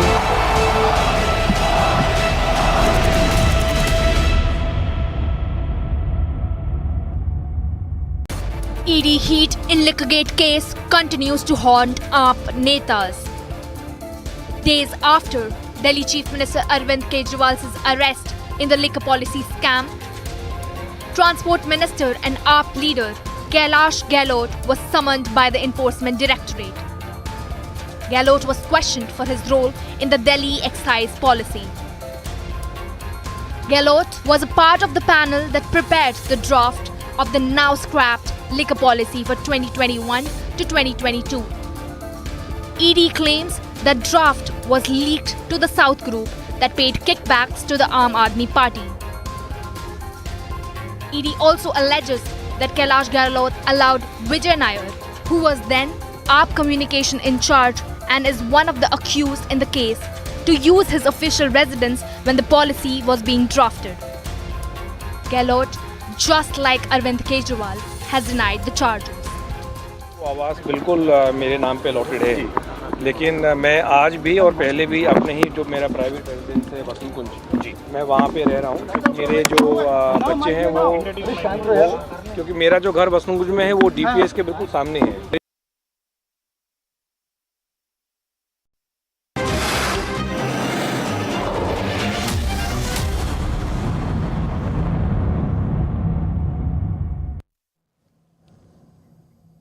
Very good evening and welcome, friends. The fact that you're watching News Sunday shows how seriously you take what's happening in the country and around you. So let's try to make it an engaging prime time. Opposition India Alliance had a show of its strength in the national capital today. You would not have missed the irony that the rally was triggered by the arrest of Chief Minister of Delhi, Arvind Kejriwal, who cut his teeth into politics at the same Ram Leela Maidan more than a decade ago by targeting the Congress corruption then. Today, the Gandhis shared space with wife of Arvind Kejriwal as also that of Hemant Soren at the same place. Is corruption a non-issue then? Or corruption the binding glue, one might ask? Also, this past week we have seen desertions picking up pace. Leaders party hopping as if ideology does not matter or has become irrelevant. Let's try to decipher that. Are desertions indicative of a restless society only concerned about winning, not ideology? Since most are in favor of the BJP, is 2024 going to herald the era of winner takes all in Indian politics? That's also an important question. More importantly, what would the BJP do with this ideological mismatch or hodgepodge post-elections?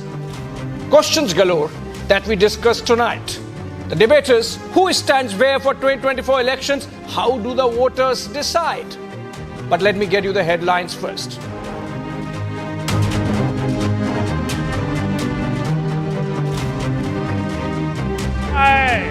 तीसरी बार 4 जून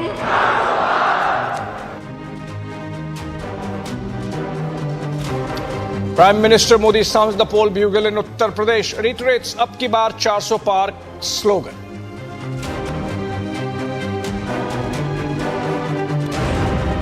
बड़े भ्रष्टाचारी आज सलाखों के पीछे हैं। Supreme court तक जमानत नहीं मिल रही है।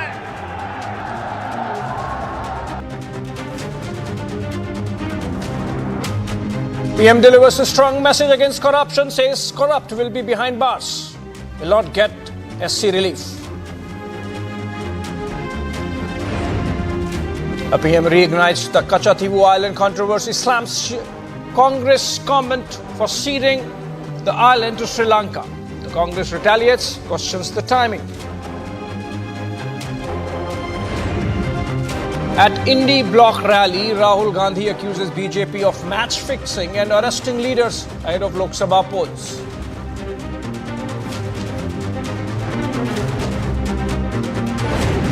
BJP takes a dig at INDI block, says protest is not save democracy but hide corruption rally.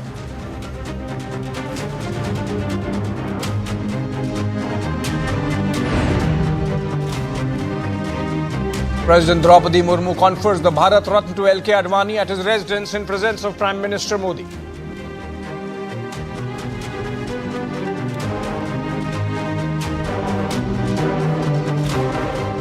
Alright, the Lok Sabha election is just around the corner. The parties are ramping up their poll preparations, and one of the most notable part of the lead up to polls is the massive number of turncoat politicians who have come out recently.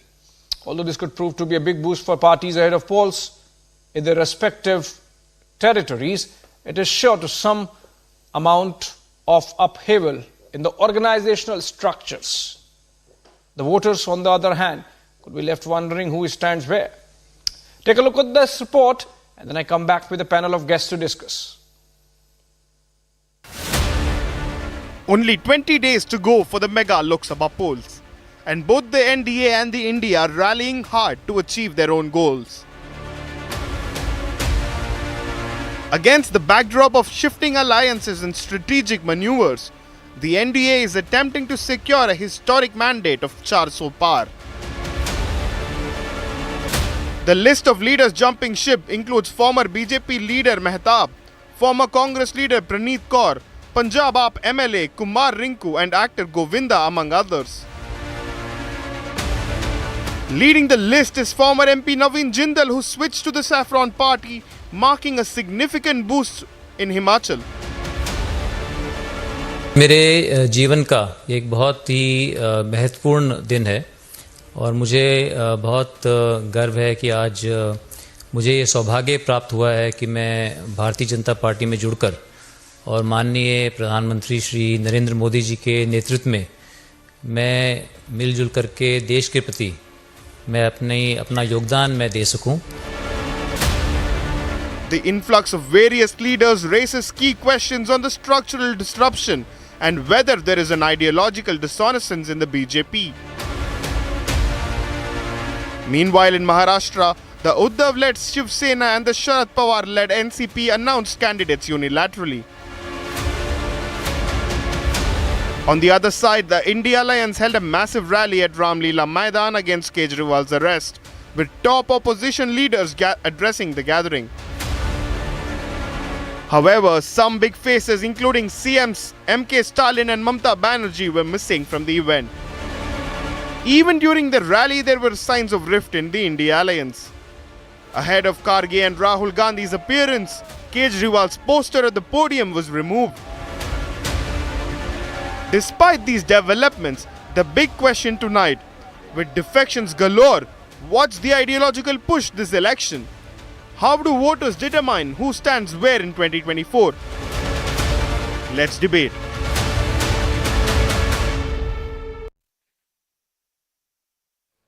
All right, let's debate, and joining me in the conversation, Sardar R.P. Singh, spokesperson of the BJP. He's joining us live from Delhi. Pulla Rao, political analyst, leans towards the DMK, joining us live from Chennai. Deepak Ranjan, spokesperson of the Samajwadi Party. He's also live with us from Delhi. George Kurian, political analyst, leans towards the Congress Party for the Congress View, live from Delhi. We also have Anirban Banerjee, political analyst, leans towards the Trinamool Congress. Mamata Didi absenting herself from the INDI rally today. And Piyush Joshi, political analyst, leans towards the Aam Aadmi Party. A lot of questions for you to answer, Piyush Joshi, today. But I want to begin and set the debate with Rajat Sethi. He's joining us live from Delhi. He's political analyst, leans towards the BJP, has been advisor to a couple of BJP governments in the Northeast. Rajat, the question is, since most of those quitting their parties and moving to another seem to be moving to the BJP, for example, and the BJP has been giving tickets to them. For example, in Haryana, of the 10 Lok Sabha seats, 4 candidates of the BJP are crossovers from the Congress Party. So, I mean, how would the voters really determine where the person stands? Is it an omnibus where the party and the symbol stands for everything? Or is there scope for confusion? I'm basically discussing what this means for the electorate and also what this means for the political parties. Because remember, when these people come in, someone like a Sushil Rinku or a Ravneet Singh Bittu, if they have hopped on from Congress to the BJP and they've given tickets, then what happens to the party structure and the organization in these respective constituencies? Abhishek ji, there is a pragmatic angle to politics, and there is an ideological or a moral angle to politics as well. Quite frankly speaking, most of these decisions appear from a realpolitik standpoint. If you look at what has happened in Maharashtra, not that the opposition benches can claim morality on that, because Uddhav Thackeray got votes primarily based on Modi's face back in 2019. But he still hopped, and nobody had a moral question then. Thereafter, what we have seen that Fadnavis and the BJP in Maharashtra required the help not just of Shinde, but also part of the NCP had to come in to sort of cover the ground within Maharashtra. It has certainly been a weaker BJP now compared to 4 or 5 years back. But these are pragmatic things, and I think ideology takes a backseat. More than that, I think what we are seeing in this election continues to be in the third time be a referendum on Prime Minister Modi alone. He's on the ticket, it seems, across the length and breadth of the country. And everybody else, people who are contesting are largely vehicles before the electorate to either elect Prime Minister Modi or those who are not on that to reject Modi. So that's where the political choice before the electorate is. Okay, that sets the debate really. A good opening. Thank you so much for that, Rajat Sethi. But before I get everyone, or let me just actually open the debate rather than go to RP Singh and ask what's really happening of the organization structure. We can discuss that during the conversation. So, do you agree, Pulla Rao, view from the South, that since this is a referendum on Prime Minister Narendra Modi, it does not matter where the person is coming from, the candidate is coming from. And hence, it does not, people can move from one party to another, party hop, but essentially this is about Prime Minister Modi's third term, and so it's okay. This is applicable only in or those not states okay where according the to you? BJP is already in the government. The BJP is already in the government. This applies. But in the places where the BJP is not in the government, it doesn't matter. One coming, one going, there'll be some growth of BJP, no doubt, in Tamil Nadu, Kerala, Telangana, Andhra Pradesh, but it's not going to make an impact. You need local leadership, you need local base. It is not there yet, it's not yet developed. There'll be endless arguments. We have grown. You might have grown, but you have not crossed that plimsoll line or that critical mass line. So therefore, there is an end of ideology in North Indian states, or maybe Eastern India, or maybe in Western India, but not in South India. There's, ideology still Not matters. in South? Personality. Not in South? Not in South, because, where is the leaders? Except Karnataka, where the BJP is established for the last 30 years. In the rest of the place, it is just a work in progress. They wasted 10 years of time. The BJP in the South, they have not grown. Yes, I agree, they have grown in East India, but they have not grown here. So ideology still is holding on in some places. In Kerala, there is a left ideology and there is the Congress ideology. Tamil Nadu, you know well, it is there. In Andhra Pradesh and Telangana, Tamil Nadu, the Dravidian ideology is still going on. We have to see how the MK performs this time. You can't anticipate, the BJP, you can't anticipate how it's going to perform. When on the ground level, yes, there has been some improvement. Our eyes and ears don't lie, but it is not enough. Therefore, your question, ideology doesn't matter in North India, East India, West India, where the BJP already has governments. Governments are able to subsume all ideology and personalities. Uttar Pradesh, for example, Bihar, Assam, you have governments there, Haryana. It doesn't matter, they'll carry on. But where there are no governments, people have to vote for something else. And where the BJP is not strong enough, it doesn't matter. Who comes, who goes. The BJP's growth has been slow in the south and some states. Really? And that is a fact. You say ideology does not matter in South, but this is a report just about a week or 10 days back. Pulla Rao. It matters in the south, not in the north. No, it does not. You see, so for example, DMK, of which you are a sympathizer, it follows atheist politics, and very proudly so. Not but really, Abhishek. The DMK is organizing the Lord Murugan Fest, right? It's going to organize a Lord Murugan Fest and an international conference soon. So, while it practices some kind of politics where they can abuse Sanatan for reasons electoral, it is willing to hold the Lord Murugan Fest, right? Yes. Things have, what held in 1947 doesn't hold in 2024. Things change, things evolve. And as I said, ideology doesn't matter in North India because you already have BJP governments, or BJP is a strong opposition party like in Jharkhand and other places. But in the South, there is no BJP government. North-South divide, Abhishek, I'm sorry I'm coming in, but this North-South equation needs to be stopped. This is deliberately creating... Let me finish. I heard you very nicely. I heard you very nicely, Mr. Rajat. Be patient. Be patient. South India is... Okay, quick rebuttal from Pulla Rao before I go to RP Singh on whether this is about BJP strongholds only. Okay. Only strongholds. Ideology doesn't matter. Beat Karnataka, beat Telangana, beat Tamil Nadu. They want to deliberately cultivate this fault line. I'm making a sharp accusation, sir.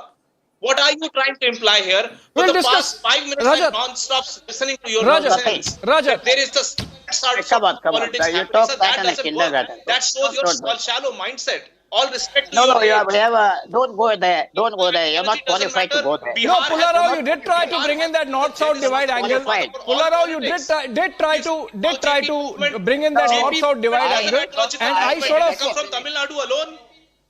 No, where is the government in the South? Create fault lines where none exists. Where is the government? Where is the government in the South? Where is it? Do not talk shallow politics on a national television.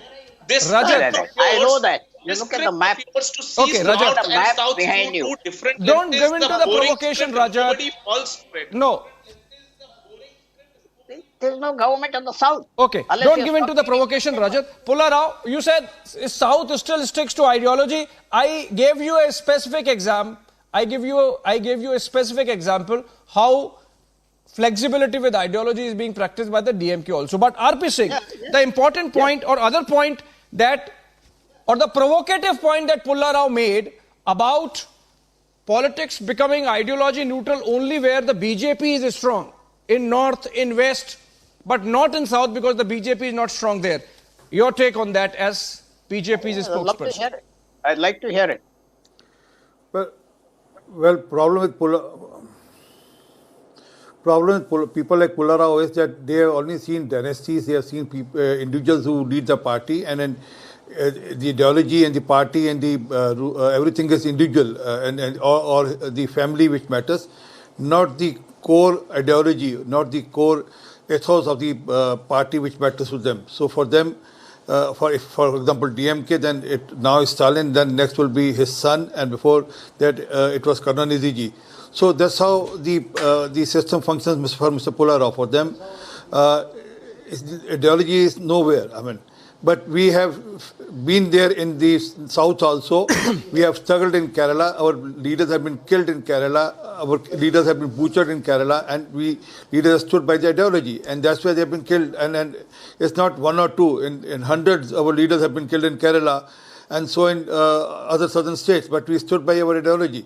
And he says that where are we in South? For your information, we are much better than. Give me a second. We are much better than Congress in South, and also we performed well in Telangana this time, and then we performed quite well in Karnataka also, although we lost elections, but we have been in and out in the government in Karnataka also.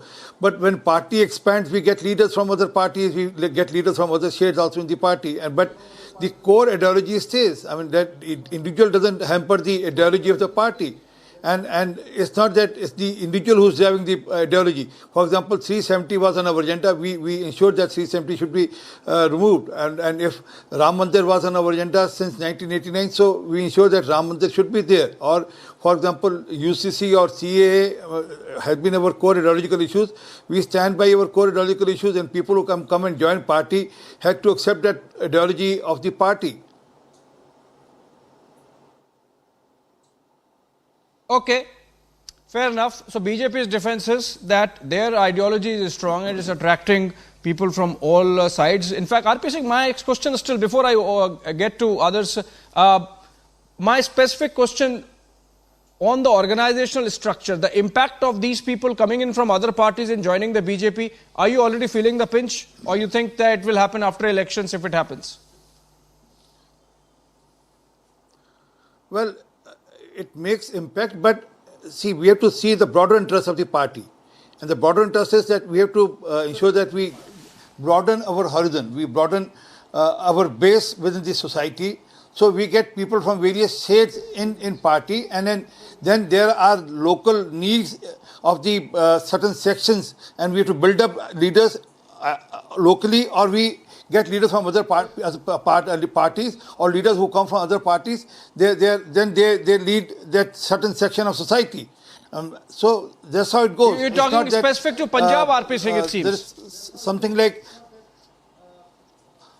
no, not only Punjab. I mean, I don't want to name people, but there have been people in Delhi also who came from other political parties and are now very well established leaders of BJP also. And so it has happened in Congress also. People from other parties came to Congress and they left Congress and they have joined Aam Aadmi Party. So that's how they keep shifting. Even in Punjab, for example, we have tried to get more people from other political parties also. And it's in our party that people come from other parties and are assimilated well within the ideological framework also. And they work within the ideological framework of the party, whether it's Punjab, whether it's Assam, or whether it is Tripura, or whether it's another states also. But by doing so, we expanded our base and we expanded our cadre also within these states also. Okay. Okay, fair enough.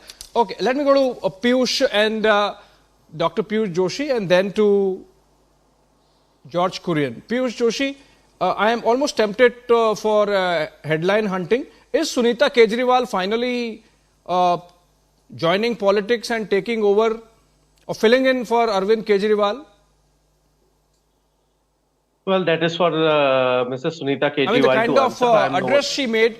The kind of address she made. Let me just admit, because I heard her and I heard Priyanka Gandhi Vadra also, and Priyanka Gandhi Vadra with 20 years of experience, Sunita Kejriwal making her first appearance, almost there,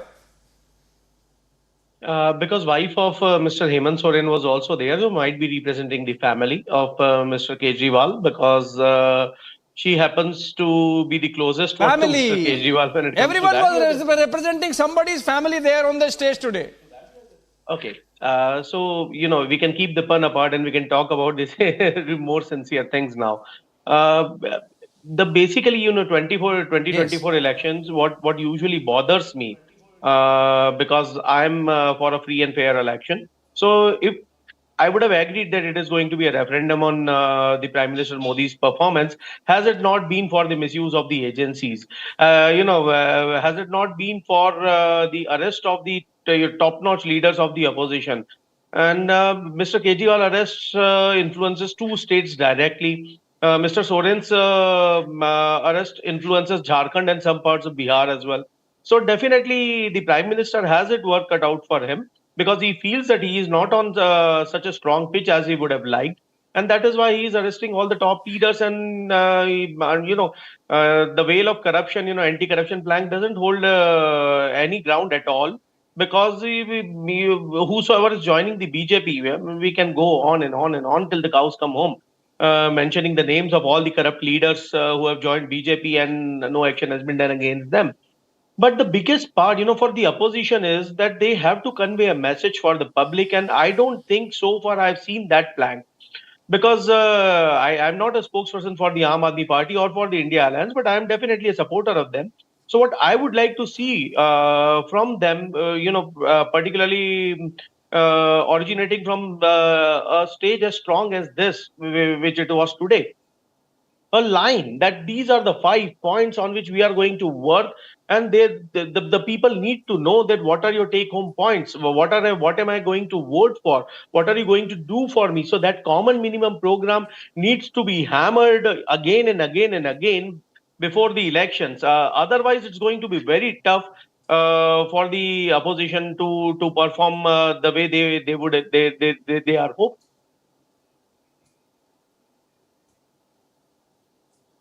Okay, but also, Piyush Joshi, as I said, the trigger might have been Arvind Kejriwal's arrest for today's rally. But we reported earlier in the day that the posters of Arvind Kejriwal were removed just before the top Congress leadership came on the stage. And obviously the Congress supporters would have done that.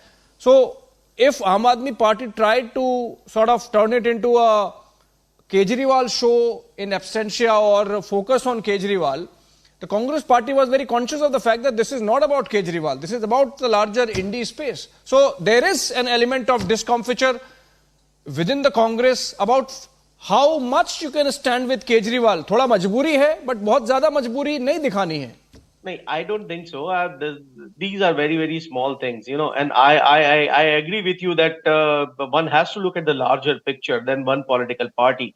So for that particular thing, I'm totally in agreement. Look at the picture. It's on air. But whether Kejriwal's poster this being was removed about Kejriwal ji or not, It's on air. Definitely sure now, you are as we holding. Speak.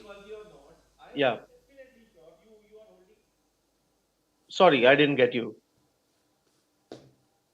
You were interjecting No, I'm something. saying that you said that this is not the case, but see, Arvind Kejriwal's posters are being removed. It's on the screen. We have put the pictures but you can see, on you, air. You can very well see on the So LED screen, right? It actually happened that the Congress party leadership was perhaps a little uncomfortable with the idea of making it very Kejriwal-centric rally. Absolutely not. But because you are organizing a rally in Delhi, and who's the biggest leader of Delhi? That is Mr. Arvind Kejriwal.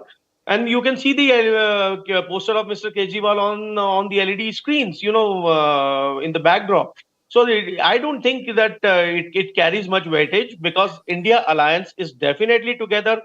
You are putting their top-notch leaders behind bars under false pretenses, under the garb of a law which has been broken and twisted and tweaked by the BJP in 2023. So definitely this is an important rally. But as a supporter, I would like to see something more originating from that state that I have mentioned. I would like the take-home messages to be delivered very, very strongly from these stages, so that the voter actually knows we are talking about all these things. Yes, there is a threat to the Constitution of India. Yes, there is a threat to the opposition. But what are you going to bring to my table? Because this is what the voter is actually interested in. You started by talking about ideology.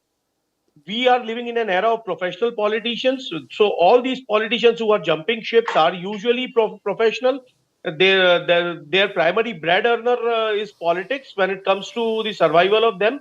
So they will shift because they are professionals. So that will require an entirely different reform. That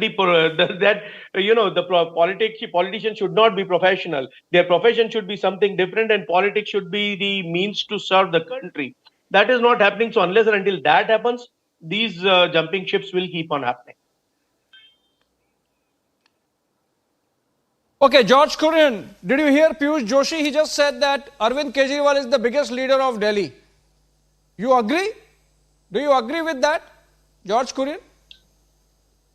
Well, Abhishek, good evening to you, to my co-panelists on the show, and to your audience. Let me begin by saying that no leader is bigger than any political party, and we are all working Rahul towards Gandhi. a progressive, No leader is bigger than Rahul Gandhi. And with a positive approach, unlike Prime Minister Modi, who just started his election campaign out of Meerut, blaming the Congress again as usual. So this is something that the voters wouldn't appreciate. I strongly believe that the voters want to hear Prime Minister speak about the 10 years of development that if at all BJP has done for the people of this country at large. We all know that we have gone through a lot of misrule and misgovernance in the Modi's 10 years of rule at center. So why is it most of the Congress leaders are quitting the quitting the party and joining the BJP? And it's not just those people who are in the thick of politics. The likes of K. Karunakaran's daughter, the likes of Shivraj Patil's daughter-in-law. It almost seems like everyone believes that this is the time for BJP, this is the time for Prime Minister Modi, and so nobody wants to be seen with wherever they are. I mean, it's almost like a tide, right? Anirban, let me take this to you. Mamata Didi was absent from INDI Alliance rally today. If you could throw some light on that. Plus the question I asked. Rajat in the opening comment said that this is a referendum on Prime Minister Modi, and this kind of feedback coming in from the ground, Anirban, where everyone and anyone associated with politics, directly, indirectly, remotely, very closely, they seem to be thinking that this is clearly about Narendra Modi. So let's just join in. Yes, for a change, I actually agree with Rajat on that this 24 election is indeed a referendum on what Mr. Modi has done or he hasn't done in the last 5 or 10 years. And we have seen that what he has actually done is something that a Prime Minister or a government should not have done, and what he hasn't done is something that the government should have done. Therefore, indeed, this is a referendum on Mr. Modi's deeds or political misdeeds maybe. We have seen that the use or misuse of the agencies, as one of the panelists before was stating, is at its height. 2 elected chief ministers has been arrested. They have been arrested on grounds that are not very legally cogent, as per my own opinion. We have seen most of the opposition political leaders being hunted down by the opposition, by the agencies, and if any of them jumps ship to the BJP, the investigation suddenly stops, it comes to a halt, and in some cases it's just wound up by the CBI or the ED. We have seen in the case of Praful Patel and others.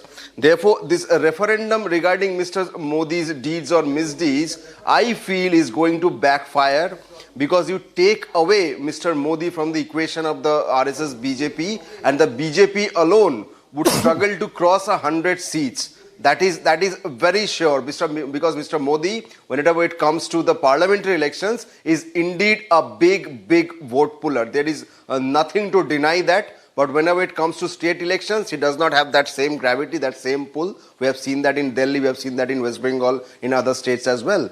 But in this case, the way the opposition is being hunted and hunted down, whether it's the IT notice to the Congress, the CPIM, the continuous raids by the ED and the CBI on the TMC, most of the leaders, they are being harassed in such a manner so that they cannot continue their election campaign in a proper manner.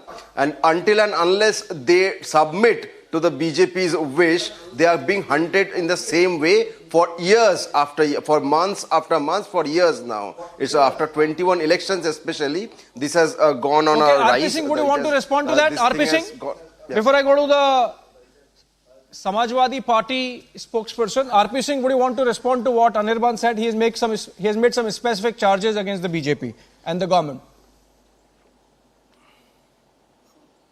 Well, Anirban, when the fight is against corruption, whoever it is, whether it is the Veena Vijayan from Kerala, or whether it is Partha from Bengal, or whether it is Mr. Kejriwal from Delhi, or whether it is Mr. Farooq Abdullah from Jammu Kashmir, so or whether it is Lalu Yadav, Tejasvi Yadav from Bihar.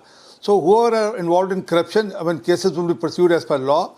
I mean, you can keep giving them whatever narrative you want to give. You can keep churning your narratives. The fact is, people also understand that yes, Prime Minister Modi is clear on one thing, that is that he is fighting against corruption, and he'll ensure that this fight against corruption keep going.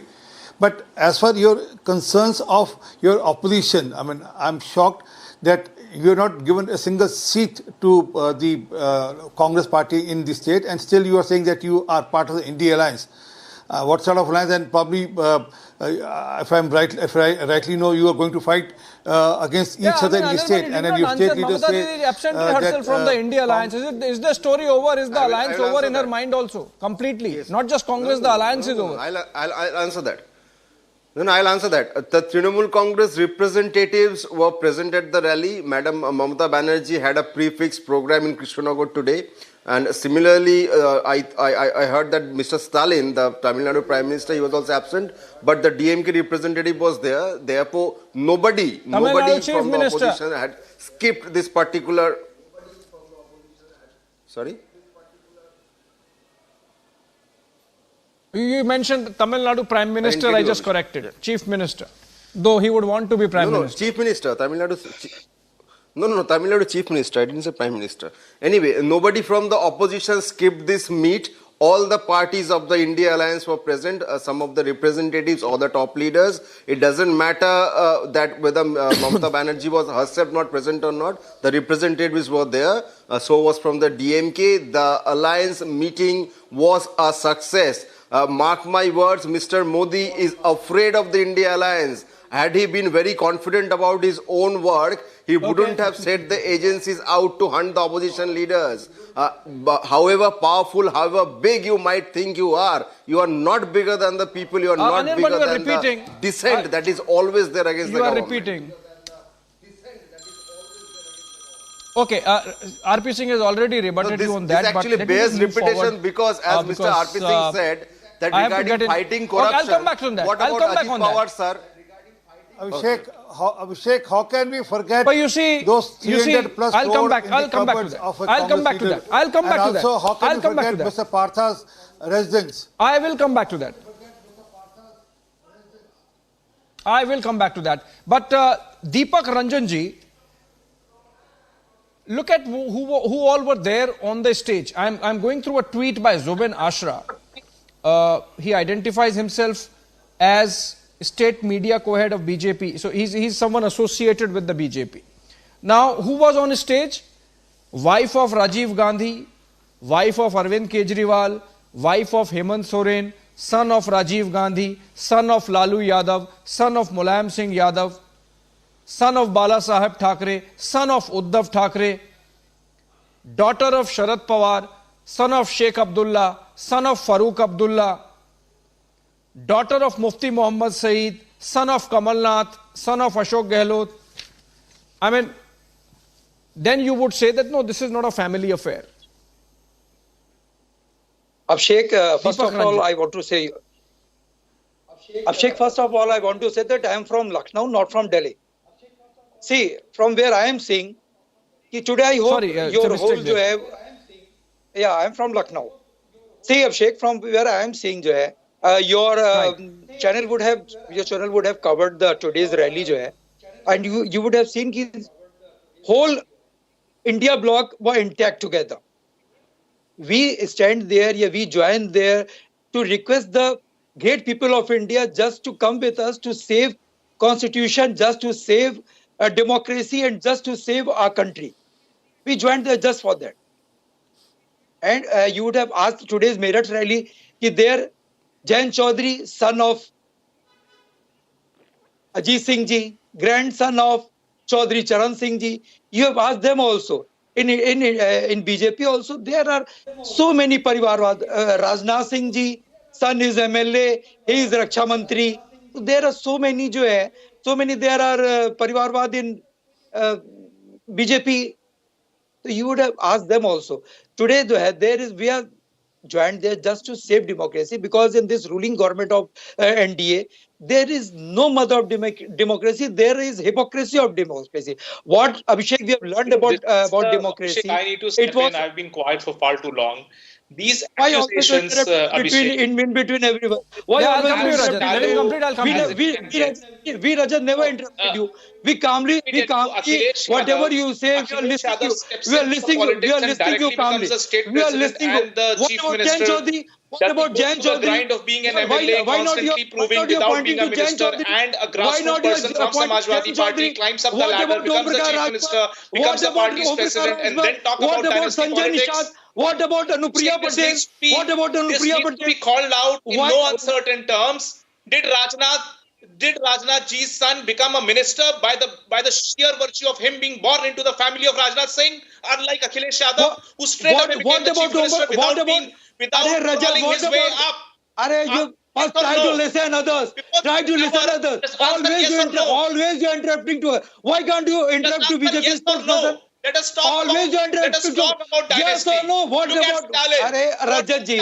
What about Deepak Ranjan. What about Sanjay Rajat, hold on. Let me come in. Deepak Ranjan.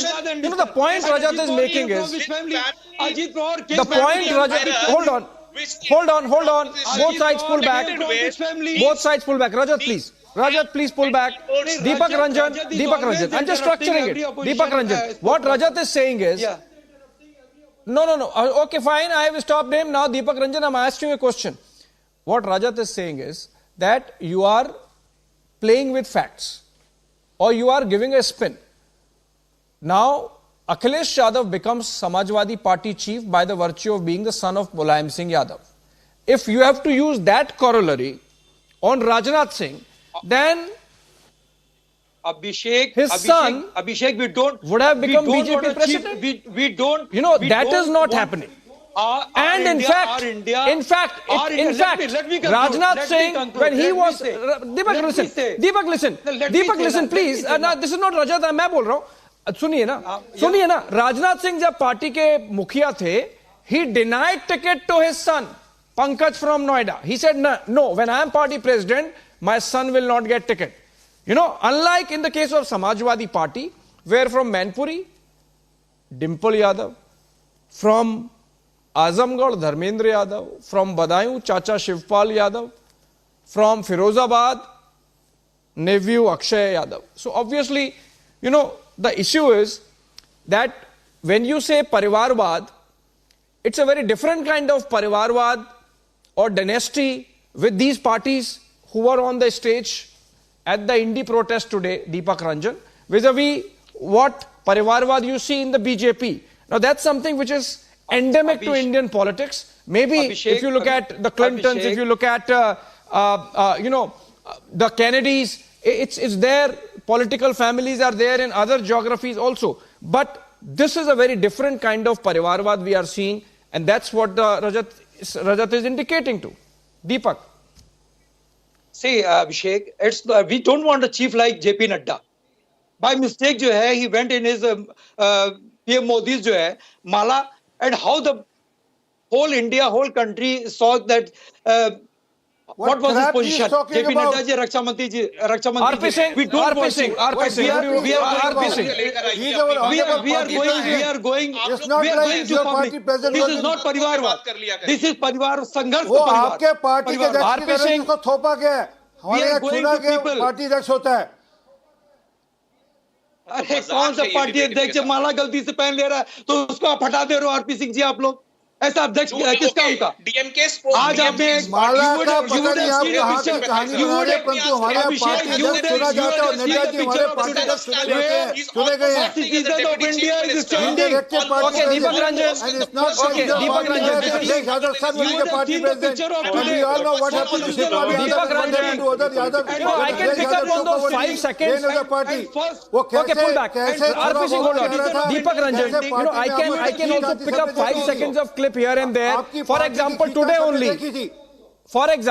only, if you look at the 5 seconds,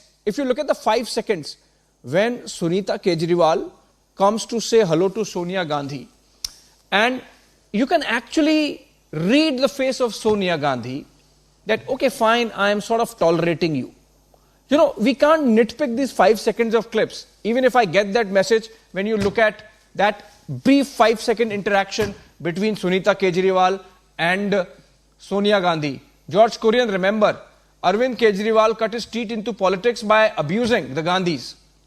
And today, Sonia Gandhi, Rahul Gandhi, Priyanka Gandhi, Vadra had to share a stage with Sunita Kejriwal and for a rally which was ostensibly in support of Arvind Kejriwal. But I want to discuss in the last 5-7 minutes of this conversation the focus that we had when we began the conversation. Now, you know, Piyush Joshi said, and perhaps rightly so, Anirban, you are mentioning, I'll come to you, Pulla Rao, I can see you want to say something. But let me take this to you only. Anirban said it's CB, ED, income tax, that's really guiding the BJP agenda or BJP politics.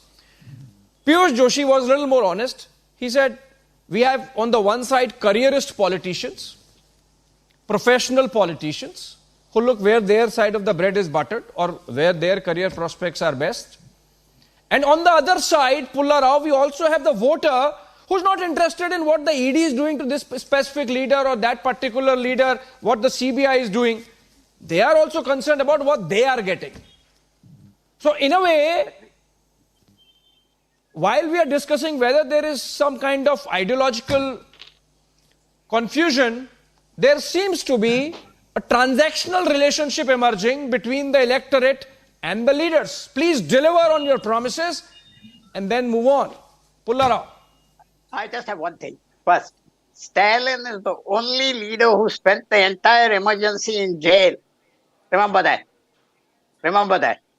Entire emergency he was in jail. No one on that stage, this stage. He cut his teeth.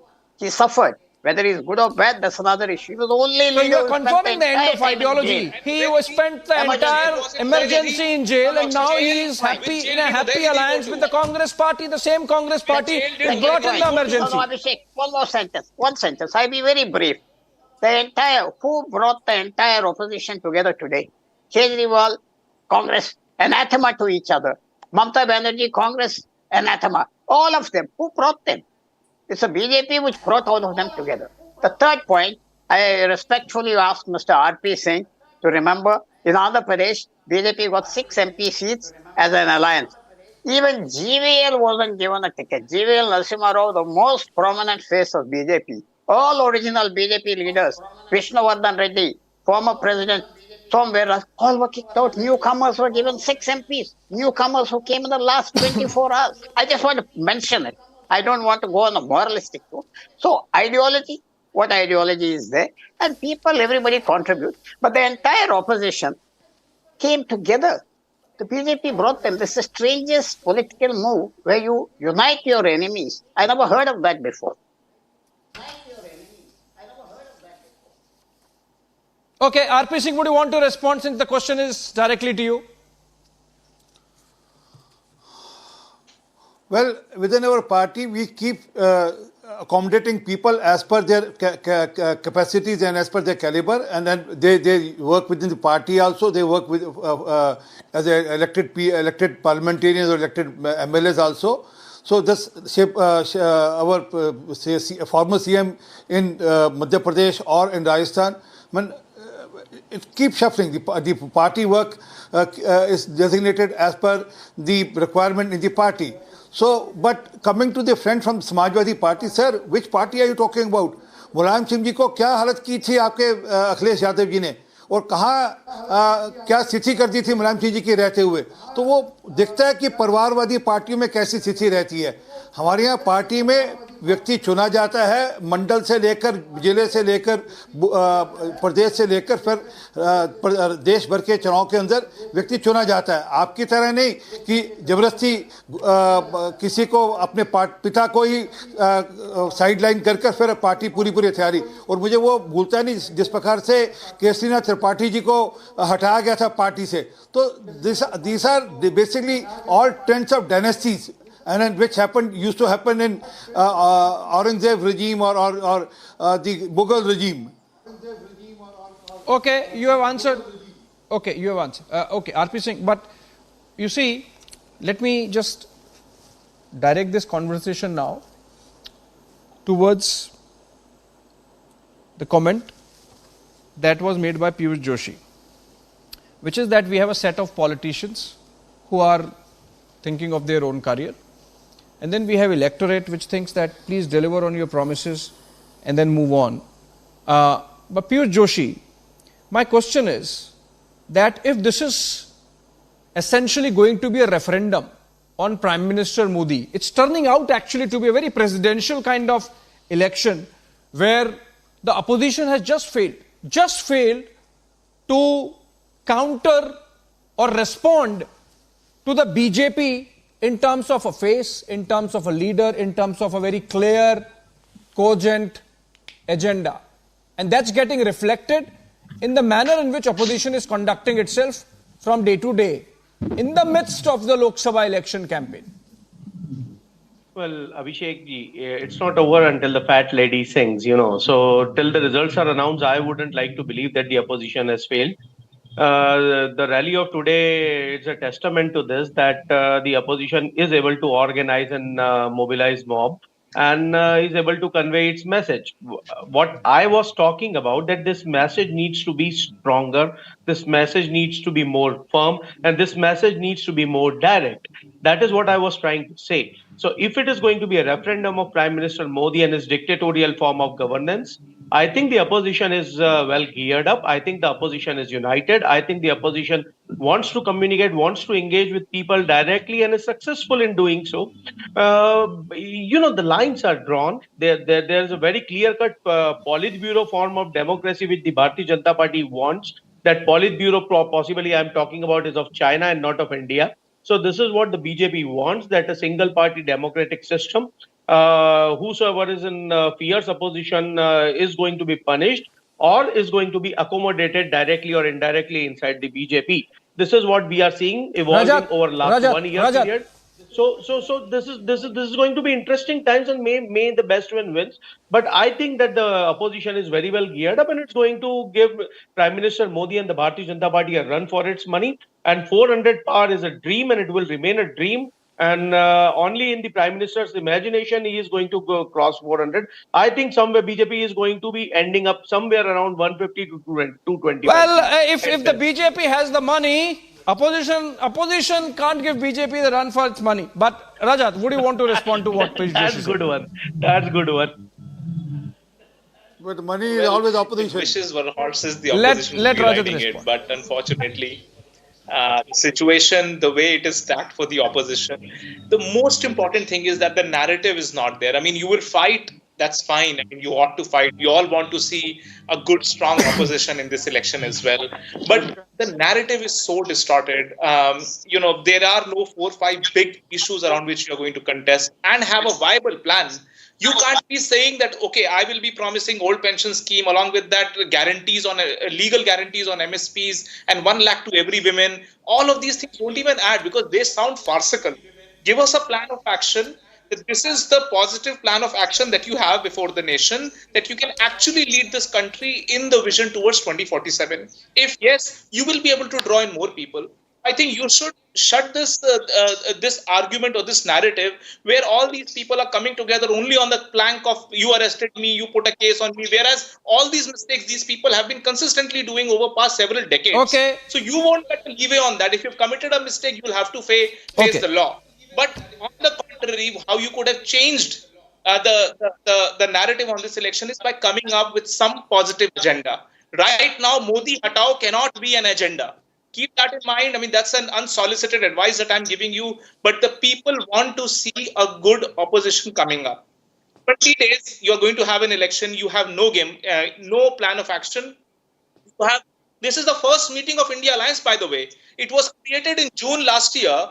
They barely met for 6 days over chai and samosa. And this is the first meeting of India Alliance where we are seeing all the leaders coming up on the stage. That too at a pretext when one leader got arrested. So this is not how politics is done. You should have been doing these rallies across the length and breadth of the country to showcase unity. But you don't have unity, sir. In Maharashtra, you're fighting between each other. And right now you're shaking hands on the stage in New Delhi. Are the Maharashtra voters foolish that they can't see this charade out there? So there is too much of confusion within this ranks of the opposition. There is no unity phase. And sir, quick 30 seconds, I have to wrap up the debate. I tell you, the difference between 2019 and 2024, Maharashtra, Bihar, Karnataka, Telangana, 133 MPs. You watch the space. There will be a lot of shocks here. I'm not going to comment on the entire country. Telangana, Karnataka, Maharashtra, Bihar. The election is not quick 30 seconds to George Kurian. Before I wrap up, quick 30 seconds to George Kurian. Quick 30 seconds to George Kurian. Advice from Rajesh Shetty is the last thing that the India bloc needs. We are confident about taking it to the people of India at large. Thank you, sir. Please don't take my advice. You will get more votes.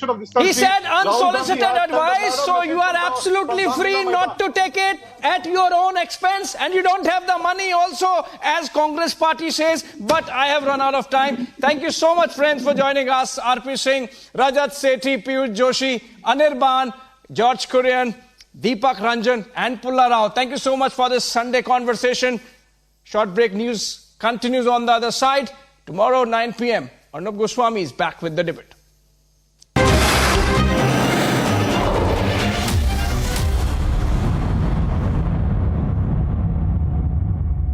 In the global employability rankings by Times Higher Education UK, only the following 6 institutions from India are ranked amongst the top 230 in the world for having the most employable graduates: IIT Delhi, IISc Bangalore, IIT Bombay,